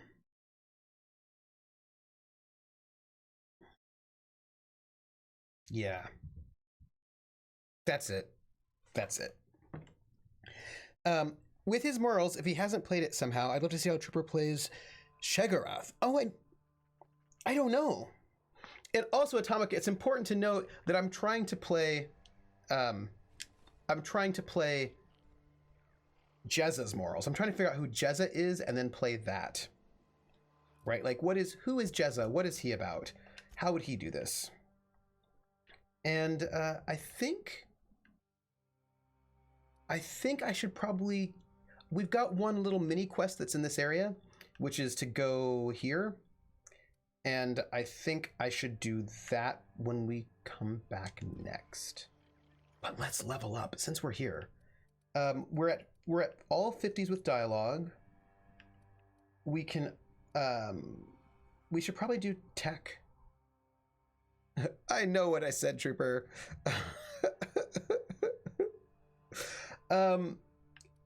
We can do tech to get our medical and engineering up to 50s. Or we could work on our leadership. It'll take us a while to get those up, but I feel like tech is probably good. Ranged is probably good.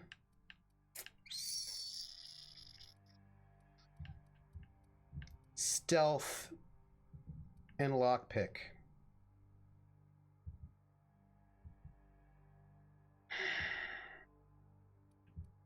Medical, engineering. Well, we're gonna go tech. So we've maxed those out as well. That's what we're gonna do. And then we will think about what we'll do next. That's because we're like a hacker. We're like, you know, that's it. I'm gonna have to, we'll increase more things later. That's it. And, oh wait, in case you wanna know, we're at 250 pounds. Hey, I have a question. This is, wait, here's my question. We can fast travel here, right? If we can fast travel here, that means we can fast travel to our ship. Let's do that. We're gonna fast travel to our ship so that I can ditch all this equipment and be less loaded next time around. And then we'll fast track back and then finish up Roseway. That's what we're gonna do. That is our life. So, yay! Thank you all for being here with me. It's lovely. You all are the best. What are we gonna do? We are going to, let me see. There's a fast travel point right out. Oh, right? Yeah, it's nice and convenient. So what's gonna happen? So I'm Trooper SJP, if you don't know it.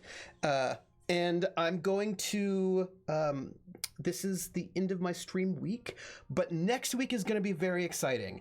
Next week, I have got, oh, I should say, I've acquired snakeskin. What does that mean? I've acquired medical journals. New parts? Last weekend's crossword puzzle? Probably not already filled out this time. I've acquired a bunch of stuff. Oh, I think these things are going to my friends. Danger sign. Yeah, I think all of these are going to my friends. Unreliable opens its doors after landing on a new planet. Several old monitors and keyboards stumble out. Oops. So I just want you to see that I acquired some stuff in case you wanted to know to save the game. So next week is a pretty exciting week for me. Overwrite, yes.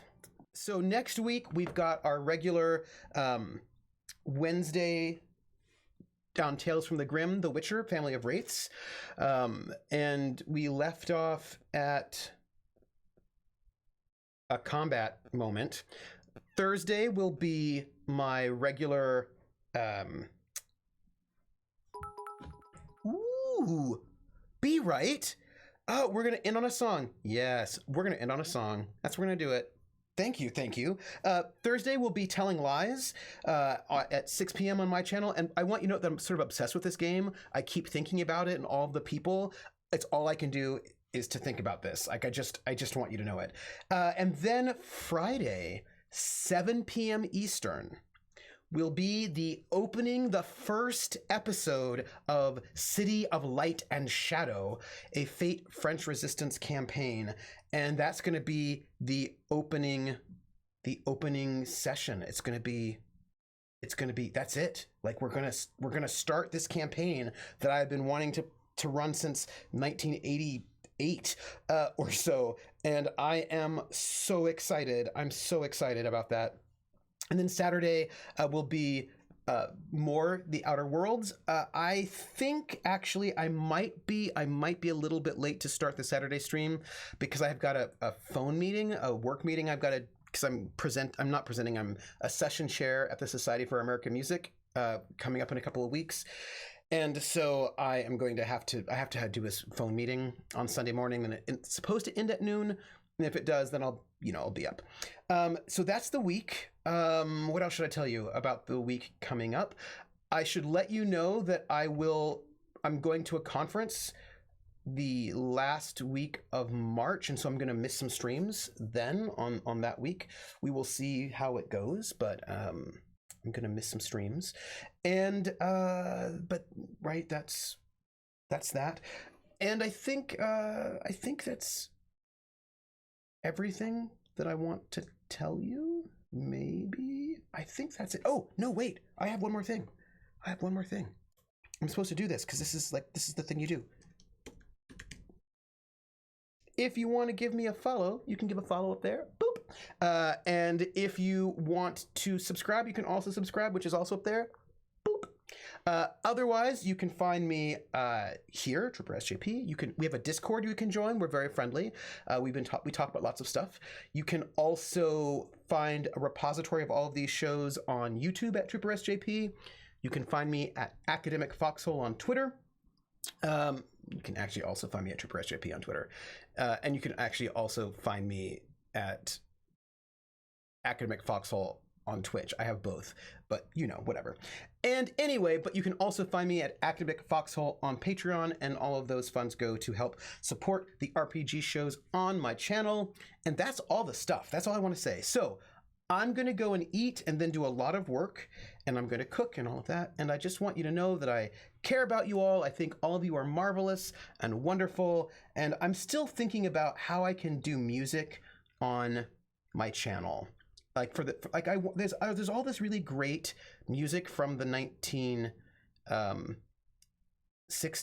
from the 1940s and 30s that I would love to play, and I don't know how I can do it because the 1940s and the 1930s are not in the public domain, and I know that Twitch and YouTube will just mute all the stuff. So I'm trying to figure out what I can do. I clearly cannot play the music I want to play during the show, but maybe I can do it for the closing credits. I might do that. I might, for the closing credits, do a song. Because if they mute, that's okay, because it's the closing credits, right? So I think maybe I can do that. I will do, that's what I think I might do. I might play a period song to close us out. I'm thinking about it. Maybe maybe I can do an opening song in the first 5 minutes when we're waiting for things to start. Maybe I could do a song there, but I feel like closing credits is good. Yeah, so that's it. That's what I'm thinking about, but I'm gonna go eat. I love you all. Take care. You all are the best, and I will catch you on the flip side. Bye, everybody. Wait, where's my button? There it is.